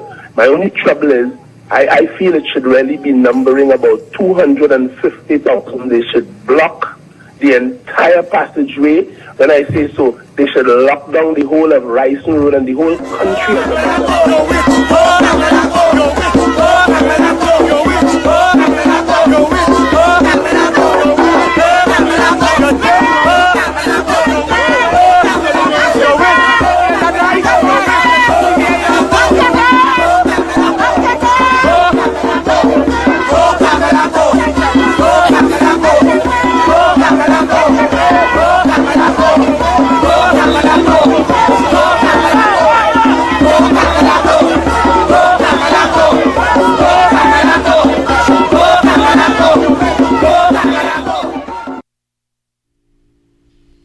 Come, Rowley, come. Come, Rowley, come. Come, Rowley, come. Eat gas, eat gas.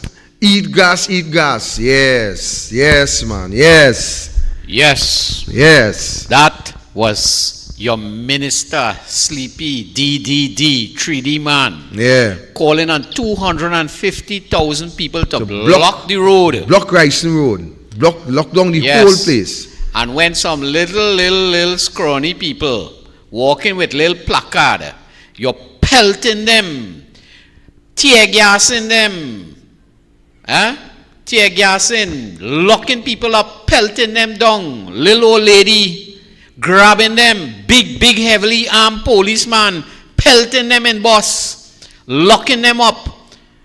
And that was your Minister of National Security when he was in the opposition, calling on 250,000 people to block the road. Block Ryson Road. And not just calling on them, participated in that demonstration you saw there just now.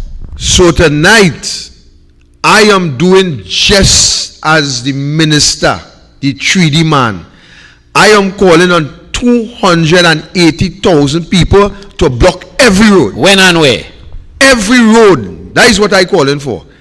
Because if Hines, you see, that what I tell you is one law for the PNM and one law for somebody else. So I say tonight, Victor Roberts saying tonight, that I am calling on the citizens of this country to block every road in Trinidad and Tobago. Just as how Hines called for 280,000 people to block Ryson Road and to lock down the place, I making the same call here tonight. When and Let me where? see what the police go When do. and where? I will get them the date. Let me see what the police go do. Let me see what the police do. I want to see if it's one law for Hines and another law for Victor Roberts. And actually, I want you to send that clip on my phone. I want you to send that clip on my phone for me. Yes. You see how the game does play? Right. So, Victor, what sort of action the people could start to take, man? I mean, we had to stop this talk. You had to stop this talk. Tell me some things. Use a man pull a coffin from Erin to Port of Spain. Right? Things that start happening. Talk to the people. I'm making the same call, and I will play it again for the people to hear. I am making the same call that the Minister of National Security make back then. The same call that Hines make, I'm making the same call tonight.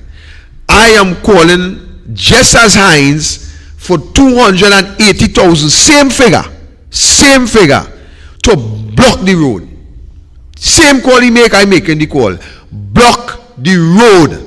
So if police arrest you for inciting disorder right now, well, the court will have to decide what Hines was doing back then. You see, when a president said, well, so then the police want to discriminate against me. That is what the police want to do because they didn't lock up Hines. What Hines was inciting? What Fitzgerald Hines was inciting? Hines said, and you go play the video again. He said he wants about 280,000 people to block Ryson Road. So what's the difference with Hines saying it and I saying it? now people would tear gas for saying Rowley must go. Oh, well, I think my daughter make a good point. She say Hines is PNM and I is UNC. So it's a different law for Hines and a different law for UNC. And we seen that daily, you know. No, but I got that little clip I played there. I heard them saying, "Go Kamla, go your witch." Yeah. Take that call. Let me hear what the caller had to say. Welcome, caller. Hello, good night. Mr. Victor. Good night. Good night. Just now we are on the road. So I know we are on the road just now. Road. You had to talk into your phone. Don't. Yeah, you had to talk into your phone.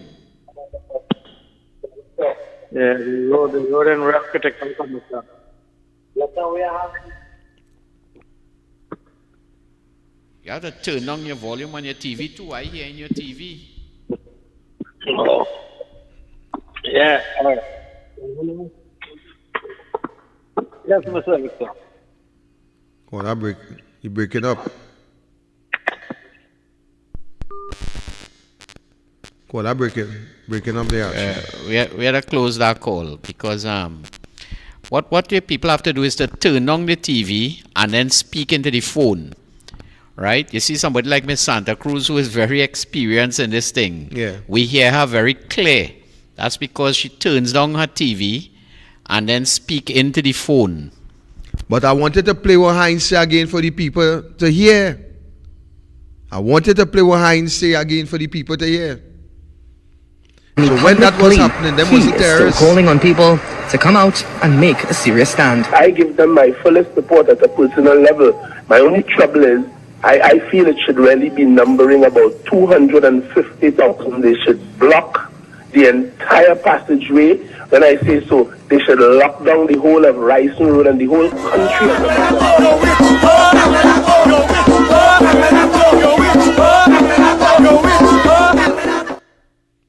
So the song they're singing is "Go Kamla, Go Your Witch." That is the song they were singing. So if you ain't hearing clear, hear clear now. But Heinz say that 250. Welcome, caller. Go ahead, caller. Yeah, good night. Mr. Robert. Yes, sir. Good night, sir. Listen, I'm calling from Tobago, right?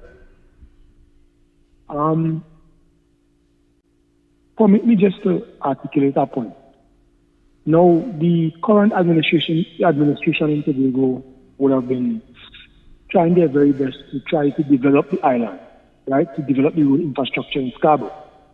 And I'm sure by now you would have heard the opposition, or the PNM in particular, making a whole sort of claim about to be the House of Assembly employing contractors from Trinidad, right? Mm-hmm. And trying to spread propaganda and unrest, basically, right? Now, the Secretary for Works and Infrastructure, on Friday, they opened one of the roads on Friday. And he basically explained in detail the reasons why we had to take a contractor from Trinidad. And the reason was because the THA doesn't have the money, and whomsoever they would have chosen would have had to fit the bill to do the contract without any pay, and they would have gotten the first tranche of payment next year in April, and the last tranche would have been in 2024. So the question is, can the Tobago contractors, would the Tobago contractors, would they have been able to absorb that cost? And the answer, of course, was no. As a matter of fact, a lot of the Tobago contractors basically overpriced the project. So they rule themselves out of it in any case, right? So I just want to put that out there so that the public can know what really transpired, right? And of course, the PNM continues to spread propaganda trying to make the PDP look bad by the utterances. But we would not be moved, we would not be disturbed, right? We believe very much that they are a corrupt organization. They accuse the UNC between 2010 and 2015 of being the most corrupt organization that they would have seen. Well, I beg to differ. Because between 2015 and now, if you know where to look, and it move away from knowing where to look in the open now, this government under the present Prime Minister Dr. Rohn is the most corrupt institution that we have ever seen on the face of this country. Right? If you know where to look. right? So I wish, the best I could say for you guys in Trinidad is that I wish you all luck. I wish all your luck fighting with that banda misfits who basically infiltrate every single arm of justice, of finances, right? When you have an organization doing that, you think it's easy to remove them, but the corruption systematic. Correct. Right? The judges and all kind of thing infiltrated. Look at this matter with Vincent Nelson. In which country in the world the Attorney General, Faris Alwari, Stuart Young, and the Prime Minister not before the police? What is it preventing McDonald Jacob? We have to beg a police commissioner to arrest or to bring in some men because they break the law, to confiscate their cell phone and the tablet. And we have to beg the police commissioner to enforce justice in the country. What is really going on here? A police commissioner, we have to beg him to do your job. But of course, we all know that under the khaki he wearing, there's also a red suit. Correct. Right? There's also a red suit. So we know that. So that is why nothing is happening. And the country right now have crime in abundance, right? But when you look, white-collar crime is being left because the people who are supposed to enforce the law, the police commissioner, right? All bios. And before I go quickly, I just want to make one more point. Now, I realized before Mr. Griffith would have came in, the police were not promoted as much. When he came in, the police, a lot of promotion started to take place. And I was glad.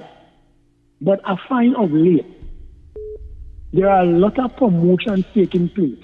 Acting commissioner, this, that. But when you look at the crime levels in the country, so to what end? To what end is the promotion? How is the promotion vindicated these days? Is it that you're in the police service for a long time and you pass an exam and that qualifies you to get promoted? Because the last time I checked, a policeman is a crime fighter. So I would really like to see these people who are promoting the crime fighting record, how much cases they win already. Or it is just, as I said, we're just promoting based on length of service and because you could go and pass an exam. I think they need to change the promotion criteria to points, to a point system. When you solve case, when you solve murders, when you solve crime, you get extra points, and that will help with our promotion. Instead of just promoting people because they're in the service 20 years and because they could sit down and pass an exam. Thank you very much, my friend. Thank you, caller.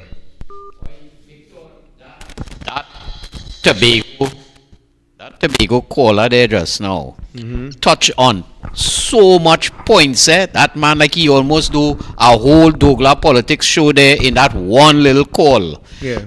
But coming out of that, I thinking, boy, Victor, you had to make a trip to Tobago to do one of these live shows there where you could invite some of these Tobago people to give their perspective, because I like one of the things he said, that he's depending on us in Trinidad to do our part, right? So maybe we need to take a little trip across to Tobago there and do one of these lives, and we could invite some of the Tobagonians where they could make their contribution. We will do that. I'll try to put it in place.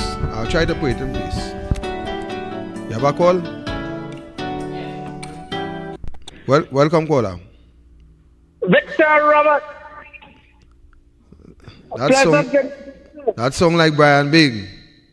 Hey, it is me, man. The one and only. And President Sir William R.T. How are you, sir? Well, I am good. I only just was able to log into your show and also call in. I'm on my way from Comoto, Manzanilla. All right.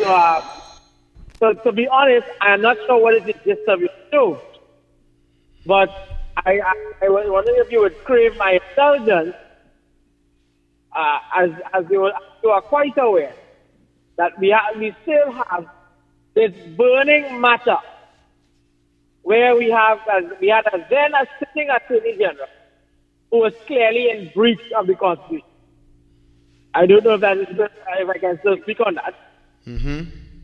Well, it's quite clear that Dr. Keith Christopher Rowley, who is the Prime Minister of Tobago, who clearly is not willing to operate in the true form of the Westminster system.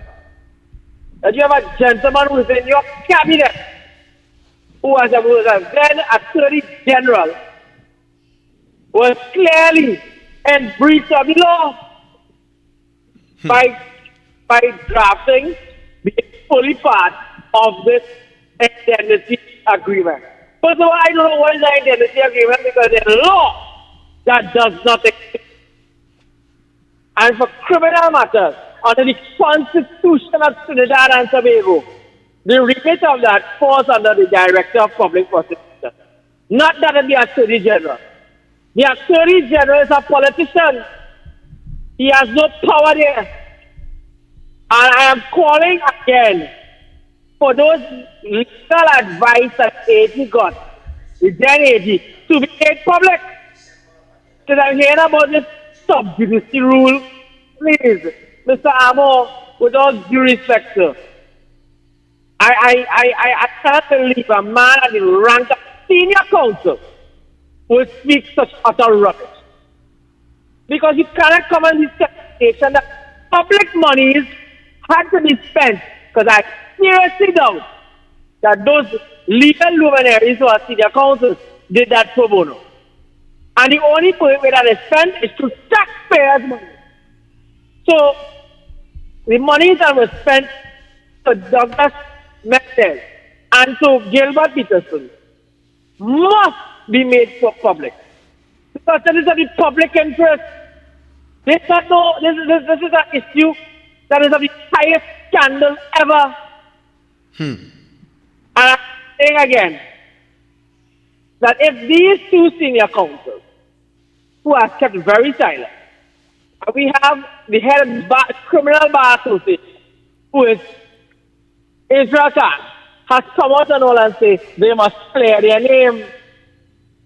Because you cannot come and say, when the Attorney General has thrown them under the bus, by saying, hey, I didn't act on my own, you know, I was advised. So he threw them under the bus. So this is ridiculous at the highest order. And this government refuses to act. Then this government must go. Because as we saw what happened in England, we had a Prime Minister who could not function. She resigned.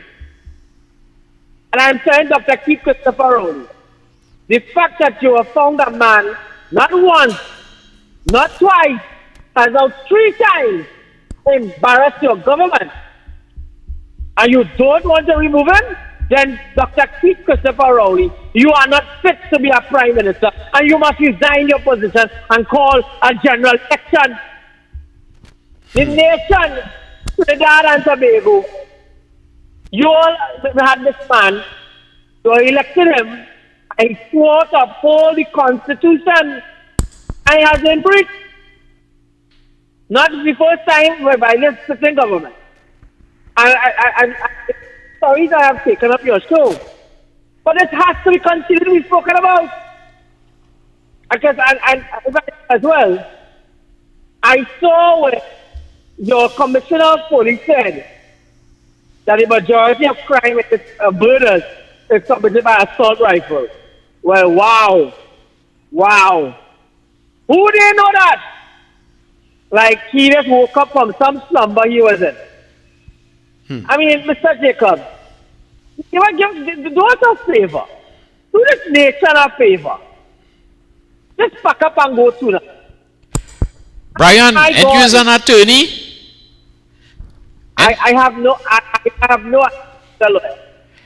But the Attorney General is your titular head. But he is the titular head of the bar. Right. But that is your titular head. Right? But I've listened to what this man had to say. I mean, my God. But you see, I am happy and Reginald Amo was made Attorney General. I'll tell you why. We all knew what his political background was. It's only just came forward now and making it. So tonight, those legal luminaries who gave that advice must be made public. That has to be made public. And if they don't make it public, what you going to do? Pardon? If they don't make it public, what you could do about it? Sorry, you broke up there. Say it over. He said if they doesn't make it public, what could one do about it? Well, if those documents do in fact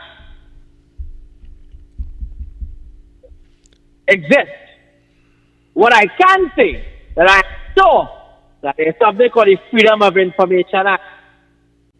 Right? I have no doubt that may be an avenue to be looked at. Right? Because at the end of the day, these gentlemen are public officers. And these gentlemen who would have sought the advice via opinion, which had to be in a written form. Because there's no way they would have gotten a WhatsApp message. There's no way they get a check. I doubt they get it in an email. Right? Knowing these gentlemen, right? Knowing who they are. I don't think it was sent by owl or a pigeon neither.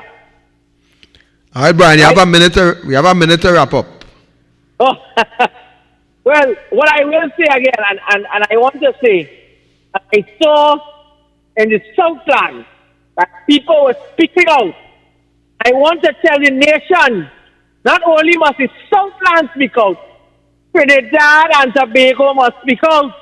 And if you feel you're afraid that they come and they do you anything, well, it's all lawyers like myself who is only ready and willing and able to assist you. My friend, continue a good job that you are doing. Right? You know I'm there. I am just a phone call away. Archie, have a good night, Trinidad and Tobago. And it's time to speak out, man. Take care. Thank you, Brian Big. All right, well, we'll have to leave it there. Actually, we have Douglas Politics. Tomorrow at 7:30. But before that, we have a press conference with Tahaka Obika and the former ambassador, Rodney Charles, MP for Naparima. Right. That should be, I believe, at about 11:30. Right, so we have that press conference tomorrow about 11:30. That is MP Charles and former Senator Obika. Yes. Right, so at 11:30 and 7:30 we have Douglas Politics. Douglas himself. Right, Archie, in terms of the office opening. Yes. Time to do this time. Right, so we card in next week, Thursday, for the opening of that office. Don't do like Michaela Pandey, you know. Now, she launched a party 4 times. We will not be able to put it off anymore. Right, so next week Thursday, I'll keep you up to date Friday coming. So but Thursday, that's the on. 10th of November. That's the date. That's the date. All right, and I think that we should cater for about 5:30, Archie? Yes. 5:30 starting time. Right, so ladies and gentlemen, that's it. On Thursday the 10th at 5:30, we'll be launching the office in Palo Seco. And of course, we cannot keep you waiting anymore. You all are invited to participate and to share with us whatever refreshments might be available. And of course, somewhere along the line, we may very well have a little bit of entertainment for you on that day. So mark your calendar. The 10th is the date. 5:30 is the time. Mark your calendar. And the place is Palo Seco Junction. You can't miss it. It is on the SS Erin Road. You cannot miss it. So rest assured that next Thursday, we will be launching the opening of that office, and we'll get right into work because there's a lot of work to be done and we are behind. So that's it for today. You take over.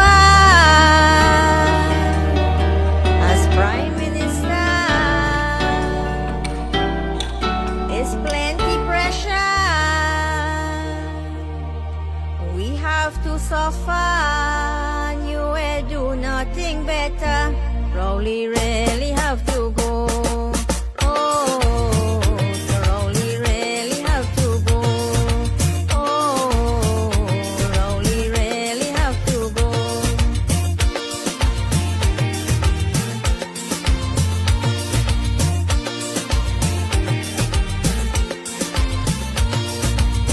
Since you come in power, you is a big failure. Collapse the economy and do nothing for we. What you have to show, we don't really know. What you have to show, we don't really know. Sorry Trinidad and Tobago, but Rowley really